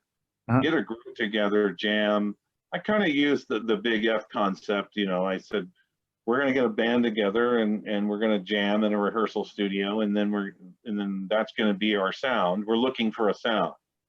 And then So I arranged his songs, and it's not a bad record. so is this record kind of like one of those like crate digger holy grail kind of find type things, or is it? I don't really know. I mean, the reason why it never came out is because he gave up overnight. Okay, so it didn't come out at all. I don't remember, but I don't remember there being any kind of business entity that was. You might want to look into that, because the internet, when I was doing research about like you as a guitar player, the internet says that this record was released. Well, I think the record has some kind of visibility factor because my name's attached to the. Oh, okay. I think that's it.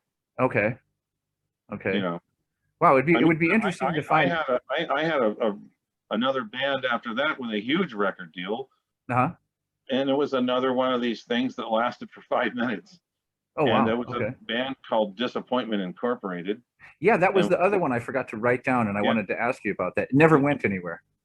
Well, that one actually did, but what had happened there was that these are a group of guys that I had been working with all through the 90s, trying to get them a record deal. Okay. And we kept going through different musicians and different recordings and different songs, and finally I ended up in the band, and I was using my expertise to arrange the music and we got Sylvia Massey to record our demos, and we went. Now this again, music's changing again. So yeah, that band was like a cross between Jane's Addiction and Beck. Little bit of the rappy thing with the aggro Jane's Addiction thing. Yeah. And the singer was a very gifted songwriter, mostly lyricist. He was almost like a Jim Morrison, and there were some pretty big A&R guys, including the guys at Elektra, that were really keeping their eye on this guy because they thought he was the next Jim Morrison. Oh, wow. Okay. But they kept not liking the demo tapes. Uh-huh. So I finally in 1998 we recorded a bunch of demos, and we started playing some shows. But by this time there were really nothing going on in Hollywood. There was really no reason to play in Hollywood. Mm-hmm. So the popularity contest had moved to Orange County because it was No Doubt, Real Big Fish, Offspring. Did you guys finish like a handful of songs, or how far did it? What we did was we were still doing the old school thing where let's go out and play some shows and see if we can get some people down to see the band. Yeah. So we rehearsed, and we went down and played the Doll Hut because the Doll Hut was the big deal back then. Yeah, right. It was big. So we went down and played the Doll Hut, and it was our first show that we ever played. It was a Sunday night at the Doll Hut, and there was nobody there.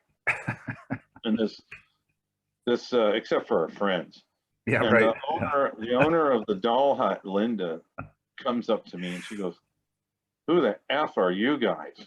Right. And I said, "Oh, no, we're a new band. This is our first gig." And she goes, "I want you to play here next Sunday night, and I'm going to call Jim Garno. He's a friend of mine." And I go, "That name sounds really familiar." She goes, "Yeah, he broke the careers of Soundgarden and Sheryl Crow." And I thought, like, here we go again. Here we go again. So we called up a friend of ours that we knew, who had worked with Frank Zappa. Okay, wow. This guy was the road manager for Frank Zappa and George Duke, and had worked with Herb Cohen, who discovered Frank Zappa. So we knew Herb Cohen because Herb Cohen was another guy that was eyeing this lead singer, waiting for him to make the right move because this guy was going to be the next Jim Morrison. That's what everyone always thought. Right. He was an amazing lyricist. So we get this manager, Bob Duffy, comes down, and Jim Garno comes down. Of course, they know each other. And we played, and Jim Garino says to Bob Duffy, look, if you let me sign this band tomorrow, I'll give them a major label deal, but we're not a major label. So Okay. we took the deal. We were signed on the second show. Wow. Okay. All right. And we put the record out, and the record came out in 1999. So the record is available. It's out there. Oh yeah. Okay. But it was another catastrophic failure on all accounts of everyone involved. And Jim Garino, you know, who's famous for making people famous, bungled the record, you know. Or How? maybe What happened? Maybe he didn't, but the whole thing that went wrong was, one of the things that went wrong was that K-Rock was supposed to play our single. Okay. And was a big deal back then. If K-Rock's going to play your single, you've got a pretty good chance of breaking through. And Jim Garino had set this up for us, but our manager had a different idea. And he said, well, you guys got an offer to have this song in a movie. And we don't know if the movie's going to be a big deal or not, but if it is, you can't be in this movie and on K-Rock at the same time. Why, I don't know. But that was so push came to shove, and we turned down K-Rock for this movie, and the movie failed. Right? It's like Davy Jones not showing up to the Super Bowl. It's Jesus. failure on everybody's part. So what movie was it? The next failure was, like the Big F, they had hooked us up with William Morris. So what William Morris would do is they would book your band for the label. They'd book us on these big tours. And if we made it, then we had to sign. We were signed to them for 10 years or whatever the deal was, you know, first right of refusal. So I don't know what genius did this, but they decided to have us open for Godsmack. Okay. And now, you know, who are these guys? So I went down to the listening station, which we had in those days, and I listened to Godsmack, and I called the label. I go, you gotta be kidding me. I go, we don't play this kind of music. Okay. You know, no one in the Godsmack audience is gonna like what we're doing. Oh, it doesn't matter. They're selling 300 records a week. Guys, get out there and go team, go. Right? Yeah, right. Well, we go on tour with Godsmack, and you know, some nights we almost got our asses kicked because the kids didn't like us. Right. You know, what movie was it that the song got? Do you remember? Yeah, I can't remember now, but you know, it's on YouTube. Oh, okay. All right. The song is called "Bleeding Boy." Okay. And the Bleeding Boy on YouTube is connected to the movie. Okay. And that way the listeners, you know, can pull it up and check it out. Boy is a good song. It's a good recording and a good song, and one of my best efforts on guitar. Now, this band was very not like the Big F at all. There was no, you know, it was not a guitar hero band or whatever you want to call it. It was more of a group effort. It was like Radiohead, Jane's Addiction, back, kind of a mix of all the things that were happening at the time. Yeah, cool. But so we played with Hole, Limp Bizkit, Godsmack, and I had enough. I go, like, I don't want to do this anymore. This is just another band. All these bands are getting famous and we're not. And I want to do something else. Yeah, the perpetual opening band. Yeah. Yes, but you got to the point where I'm getting up there. I'm 40 years old, and I'm not going to shave my head and tune down to C sharp. Yeah. That's not what I have to say as a music artist. There's got to be something else that I can do. So I created Merle Jagger, and which was immediately successful. So what year was that? 2002. Okay. There Wow. was So like a so little, so Merle Jagger's been going since 2002.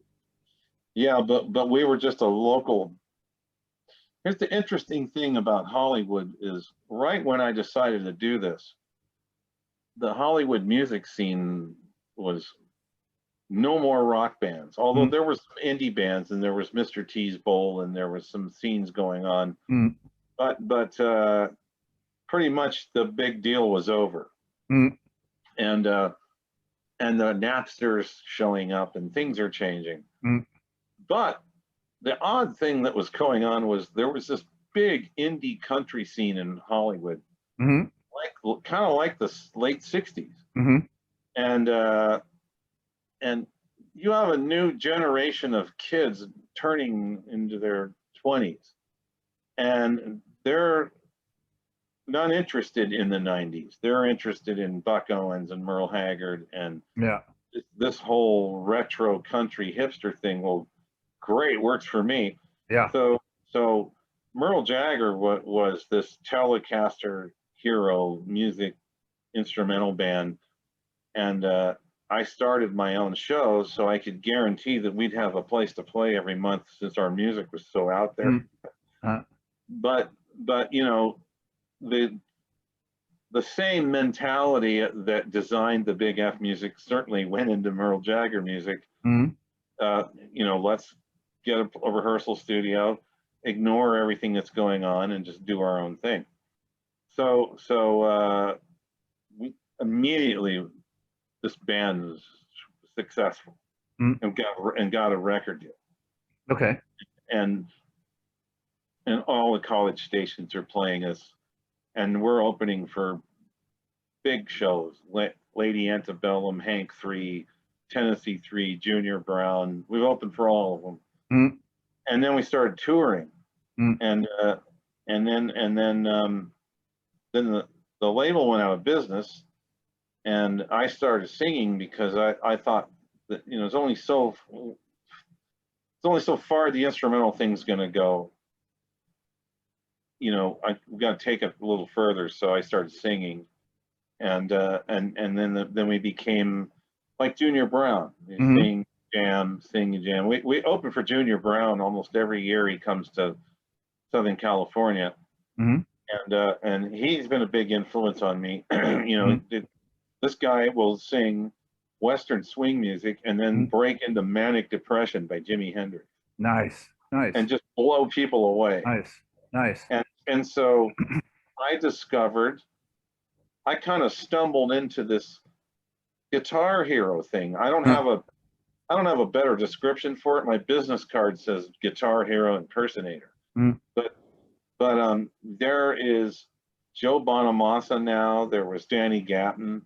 There was Roy Buchanan. There's all these guys. Johnny Lang. yeah. Who are these guys? They don't Yeah. have hit records. They're just guitar players. Yeah. And somehow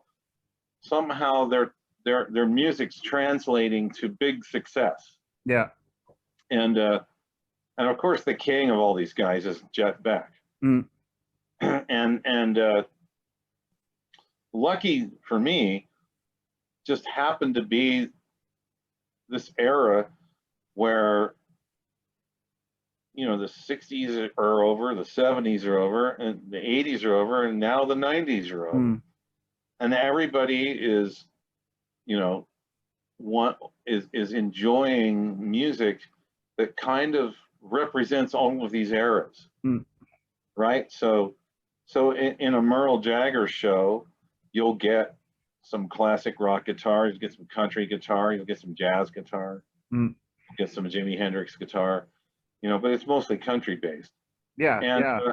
and then we stayed a 3-piece band because the touring thing was expensive. And so we figured out a way to make it work with a bass player that sings backgrounds and plays solos. Okay. And until the pandemic, we were a speeding train. We got asked to open for Earl Scruggs. Nice. Nice. And at Royce Hall in UCLA, and it was his last show ever. Mm, He passed away 4 months later. mm. We played his last show. But we were the Curiosity Band because we were different, and the band name was different, and the band name is Merle Travis. Mm. So who's Merle Travis? Merle Travis was the first country guitar hero, songwriter extraordinaire, pre Les Paul, pre Chet Atkins, who these people have admittedly borrowed his style. It's called Travis picking. Okay. You play the bass and the melody at the same time. Okay. Merle Travis is famous for 16 tons. What do you get? Another day older, dollar in debt, and smoke, smoke, smoke that cigarette, are two of his more well-known songs. Mm-hmm. He was a Bruce Springsteen of the 1940s and 50s, writing songs about the American worker, Oh, okay. the coal miner, the truck driver, man's problems, songwriting, and sold millions of records, and is one of the most famous guitar players of all time. Yeah, this is the point where you start schooling me, because I'm like, my country music history is like. Well, it was the great thing about Merle Jagger was that I thought I knew all there was to know about guitar until I discovered all these guitar players. Yeah. And then I discovered Joe Maphis. So I was trying to write a lot of Merle Jagger songs like Joe Maphis, and then we learned some Joe Maphis songs, which took me almost a year to learn. And now we have this concept. We're playing Joe Maphis songs, and Joe Maphis is one of the most stunning guitar players I've ever heard. And he was from the 50s. He was the guy with the big cowboy hat and the double neck Mosrite. Oh, wow. Okay. That would play these lightning fast, shredding solos clean. Because there was no distortion in those days. It was all clean. He used one of the first Standale amps, which was the big boutique amp at the time, before Leo Fender stuff came out. And he was also the house guitar player for the Ranch Party TV show. Oh, wow. Which was a big TV show out of Los Angeles that broke the careers of Johnny Cash and Patsy Cline and Carl Perkins on the West Coast, hosted by Tex Ritter. And I would watch these Ranch Party shows and go like, wow, I never knew about this. I've been listening to a lot of Dolly Parton lately. And because I was watching these old Johnny Carson show rerun thing on YouTube, and she was playing this one song on there on Johnny Carson, and she busted out, and she's got fingernails, that are like 2 inches long, and she's she's picking away like it's like no big fucking deal, and it's just kind of seeing her play like that with those long nails and just being able to really clean master, pick that fucking acoustic guitar. It really perked a new interest in me in country music again. And I started listening to her old stuff, and I was just like, fuck me, how did she do it? That was one real attractive quality for me to get into country music, because I was looking for an art form where people are really good at playing their instruments and writing songs. Yeah. And the music has longevity, and it's an all ages audience. And I wasn't ready to go back to playing jazz, because a lot of country music is like playing jazz. There's Western swing, there's a lot of licks, anyway, it was the most challenging guitar extravaganza I've ever been on. And I had a buddy that worked at the Fender Custom Shop that started these NAMM show parties called the Fret Fest.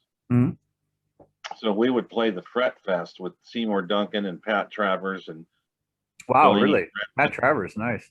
And that's where Merle Jagger just blew. Everybody loved Merle Jagger. Seymour Duncan loved Merle Jagger, and this guy shows up, and he goes, "Wow," he goes, "I really like your guitar playing. You remind me of my dad."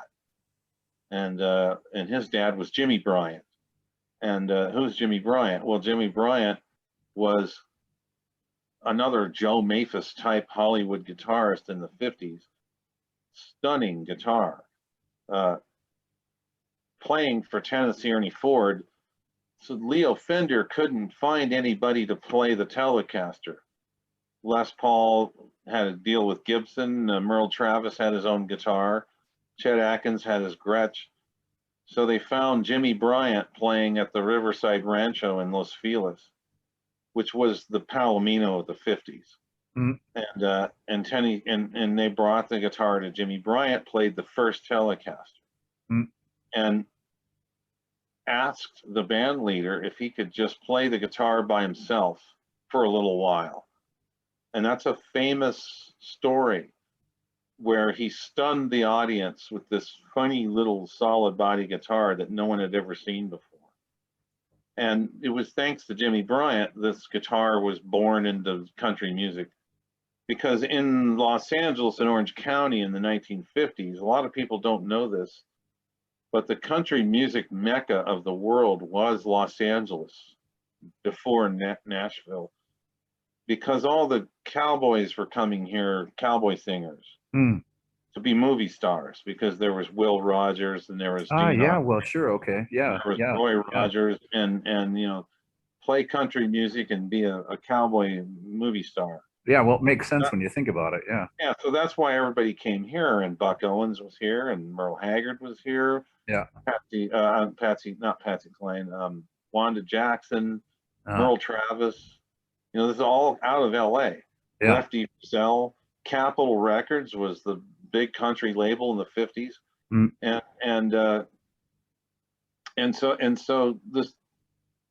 so now I've got to learn Jimmy Bryant songs, which are almost impossible to learn. If you hear Jimmy Bryant play guitar, there's a 90% chance you'll just quit playing guitar. and his son said that his dad influenced all of those guys, Jimmy Page, Steve Howe. They all knew who Jimmy Bryant was. That's how I got to meet Steve Howe, was through Jimmy Bryant's son. And I asked Steve Howe, where did you get your classical music training? And he goes, mate, we never learned how to play classical music. We were just making fun of it because we were punks. He goes, Steve Howe from Yes. Yeah, he said, every Yes song I wrote was because of Jimmy Bryant. Wow. And I said, Mood for a Day, Jimmy Bryant. The Clap, Jimmy Bryant. Roundabout, Jimmy Bryant. And his son is just sitting in the corner giggling. I told you. You know, Jimmy Page was his chaperone when he went to college in London. Yeah. And so Merle Jagger, I would say probably Merle Jagger and the Big F were probably the two biggest wake-up calls, being an accomplished musician. That challenged me the most to have my own style and explore the instrument to go where no man has gone before. And Star Trek theme playing in the background. Right. And especially Merle Jagger. It seems like Merle Jagger guitar journey is a lifetime of guitar lessons and never going to end. You know, when I look, every night I play for 2 or 3 hours and I record myself, and I just can't believe that on these 21 frets and 6 strings, there is so much yet to discover. It is fascinating. So it sounds like you're at a happy point in your life. Oh yeah. You know, also was fascinated with the banjo, and I would play banjo on the Telecaster. So that was our Merle Jagger song, Hillbilly Number 9, is just me playing banjo on the Telecaster. So I still do a lot of the banjo licks on the electric guitar, which is kind of like Merle Travis, Chet Atkins, but not. I'm a little bit more flamboyant than they are with the banjo thing on the electric guitar. But I'll tell you what, one of the most sweetest, pleasant sounds is a Telecaster through a compressor, all clean and sparkly. with no overdrive pedal. It is one of the most amazing guitar sounds I've ever heard. Yeah, well, I mean, that's the way I that do. those things were supposed to be played, clean and, fresh and, without any distortion. They were designed that way, and so I guess so. The story of the Telecaster, the story of the Fender guitar is pretty awkward. There was no plan. mm, There was no, we're going to make this guitar and change music forever. mm, Was not what they were trying to do. mm, They were trying to capitalize on the solid body guitar, yeah, which had only been done by Bigsby. yeah, And Bigsby actually invented the Fender headstock idea. And there was one solid body. I think he made one guitar. So there's a great story in the 40s, Los Angeles. Merle Travis' tremolo broke or something, and they said, "Well, this guy can fix anything. Go to this guy, John Bigsby. He's a motorcycle racer, mechanic, but he can fix anything." So he takes the guitar over to this John Bigsby guy, and he says, "Well, I not I don't need to fix your tremolo. I'll just build you one. I'll build you one." And that's the Bigsby tremolo. And then he built a solid body guitar that no one paid any attention to, except for probably Leo Fender. mm, But George Fullerton, I got to meet George Fullerton, and who fascinating part about Los Angeles history was at the end of World War II, there was all these military bases that were built here because the Japanese were going to attack Los Angeles. Uh-oh. no, I got you. Yep, Oh, you're here. I got you. I got an internet failure notification. No, that's Um, okay. Yeah, there was a brief second there, but you're back. So they built all these military bases, and then when World War II ended, they left all the soldiers here. So this is a famous story about LA. Of course, everyone liked the weather, and this big boom happened, and I was born Mm, out of this crowd. mm, But a lot of these people were soldiers mm, left here from World War II, and one of them was George Fullerton. mm, So Fullerton was I think he was an Army or Navy engineer, mm, electronics engineer that played guitar, and he answered an ad in the LA Times looking for guitarist electronics engineer. mm, And Fullerton thought that was odd. So he drives down to Fullerton, California, and meets Leo Fender. And he said Leo Fender was this crazy guy that was wiring speakers to television sets and building crazy radios and stuff. He had this idea for a solid body guitar, and he needed someone to help him with it. He needed a guitar player that could tell him how to make a guitar. mm. So these two guys invented the Telecaster, Wow. and they brought it to Jimmy Bryant, and the rest is history. And I mean, if it weren't for Jimmy Bryant, I don't know if the Telecaster would have found country music, because the 50s, this was the late 40s, but the 50s, this whole thing was about to explode with rockabilly and Elvis Presley, and no one was playing a Fender guitar. They were playing these big box Gibson guitars, and so the only solid body guitar that was being played was Joe Maphis was playing the most right, 1955, and Leo Fender had some competition, but the Fender Telecaster is the first solid body electric guitar that was marketed. Mm. It may not have been the first one invented, but it was the first one that had a successful marketing campaign. And George Fullerton said that once they got going, he goes, everybody wanted to have one, and then they decided to make a bass, and they made the bass. Yeah, then, I used to have a vinyl that was a marketing record for some of those old first recordings, and I can still honestly say that they were still some of the best recordings that I've heard up until today.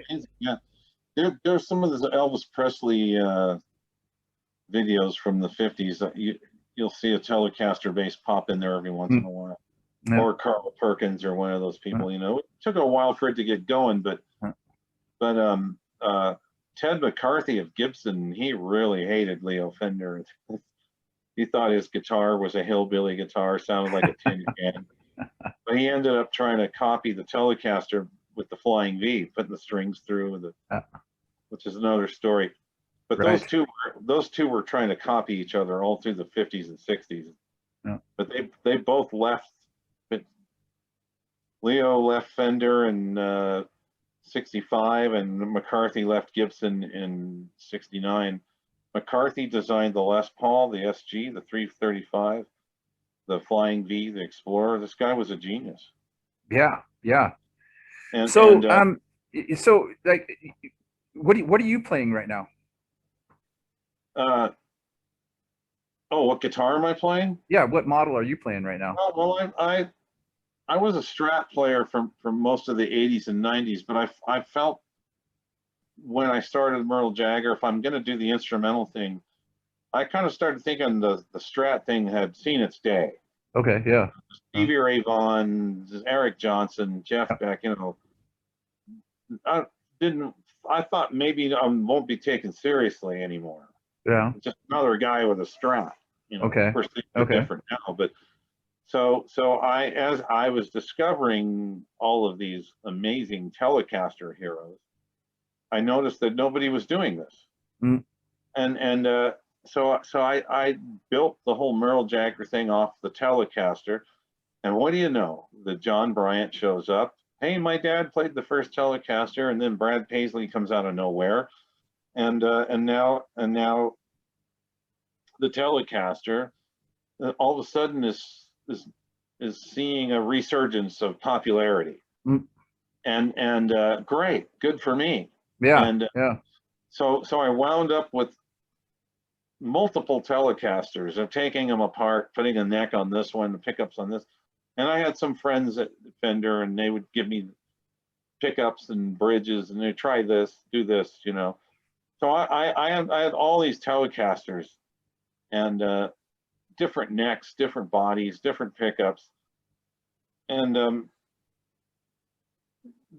just before the pandemic hit, I started to see that this is now reaching the saturation point like the Strat did. Mm. You know, and I certainly never became one of these guys like Roy Buchanan or Danny Gatton or James Burton or whatever. And I go, Brad Paisley pretty much took the torch and ran with the Telecaster. So what other guitar is there out there for me to have something that I can say, this is my guitar? Well, nothing. So, but this guy shows up, Joe Bonamassa. And what I really love about Joe Bonamassa, besides his playing, is what guitar is he known for? None. He's got a Flying V on Tuesday. He's got a Les Paul on Friday. He's got a Telecaster on Saturday. He grew up, his parents owned a vintage guitar store. So this guy is just playing all these guitars that he collects. And I thought, like, well, I'm going to do that. But I ran into a brick wall because I don't have the money to have all these guitars. So I got a Flying V, and I got some of the things I've always wanted. You know, the Flying V has always fascinated me because of Albert King and Jimi Hendrix and Lonnie Mack. And I was like, this is a great guitar to play. Maybe this is a great guitar to play some country on. And Billy Gibbons played one, you know. And so there's Flying V on the new record, which is coming out this summer. Flying V. And I always wanted to have B.B. King's 355. So I got a walnut 355. So why don't you tell the listeners where they can look for Merle Jagger, and how can they access this new record coming up? And why don't you tell them, plug yourself a little bit here? Okay, well, just to finish the story, I've discovered the Jazzmaster. Yeah. So I just bought a Fender Custom Shop Jazzmaster, and it's kind of like a really nice cross between a Tele and a Strat. So I'm going to be doing a lot of stuff on the Jazzmaster now, which is very user friendly for Guitar Heroes pranks. Cool. Yeah. And it's got a nice tremolo. You can do the Chet Atkins kind of stuff with the tremolo, you know, it's pretty cool. So, okay, so Merle Jagger, after the record label went out of business, this whole new music business showed up, digital streaming. Mm. So nobody's buying CDs anymore. They buy them at the shows, you know, but everyone's listening to music on their phone, their Spotify or iTunes, right?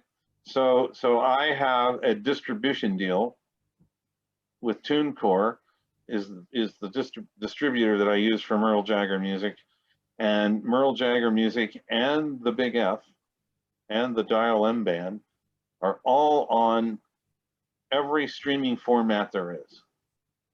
So any Merle Jagger music that's been released, there's 2 singles from the new record with singing on them, and the instrumental record, Rancho Los Angeles, you can stream anywhere. Okay. Anytime, anywhere, YouTube, Spotify, this Fi, that Fi, whatever you want to listen to it on, you can find it. The new record, when it comes out, I'm not really sure if I'm going to put it on digital streaming at first. I might do something else. I don't know yet, but you'll certainly be able to find it. Cool. Well, that's all good to know. So we're hitting about 2.5 hours now. And this has been a great conversation, man. I've learned so much about you as a person and you as a musician, producer, even a lot of surprises. There was a couple times in the beginning where I actually looked at myself in the camera and my jaw was like, you know, hanging down. I was like, oh, holy shit, you know, and you know, to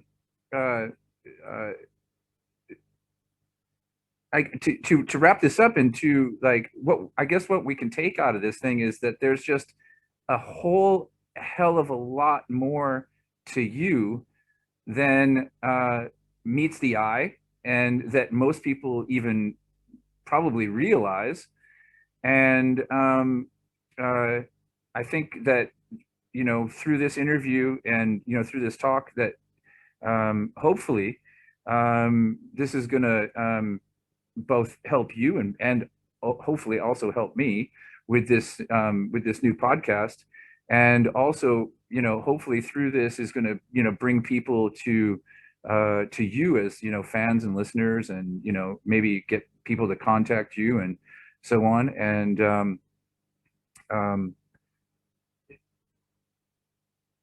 what would you say would be a good closing thing for you? Like all these years, what did you get out of this last 30 some 40 some odd years? When you are young and you start playing music, you fantasize about a lot of things. Mm. I might be a rock star. Yeah. I might be a songwriter. Mm. I might be the bass player for David Bowie. I don't know, you know. Mm. And then things start to really happen. Yeah. For real.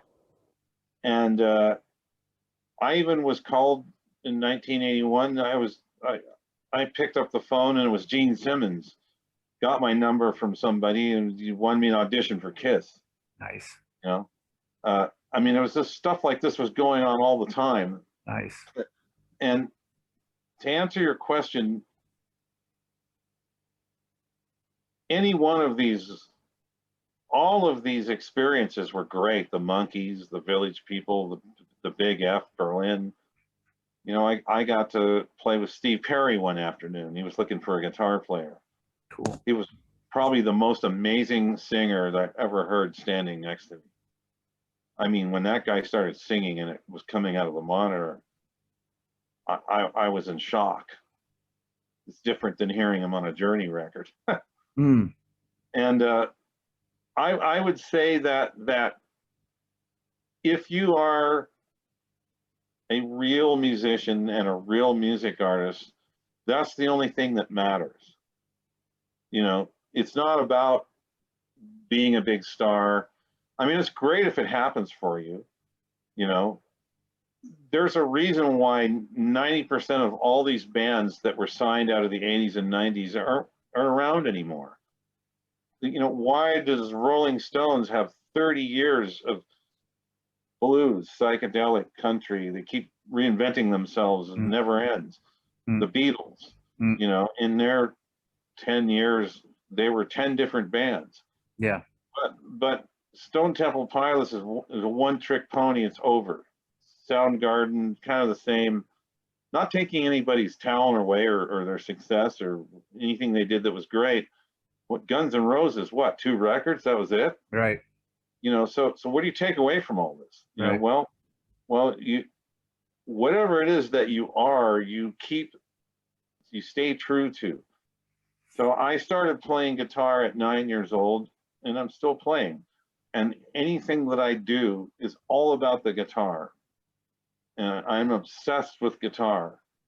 I don't know why. It's just the wiring in my head. I'm obsessed with guitar, collecting guitars, building guitars, and making music that's guitar music.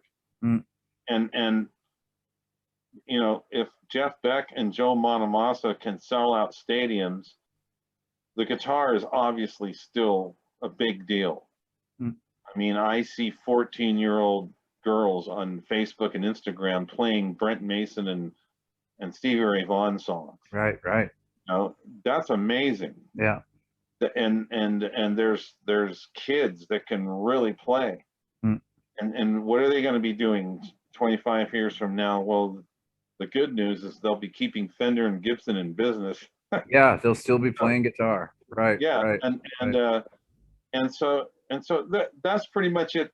I will always be recording and releasing guitar music. And I'll close with this.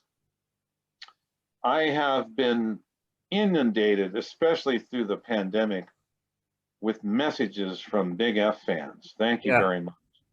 And when is the Big F going to play again? Well, they're never going to play again. But I entertained the idea of a Big F tribute band. Why? Because the guitar.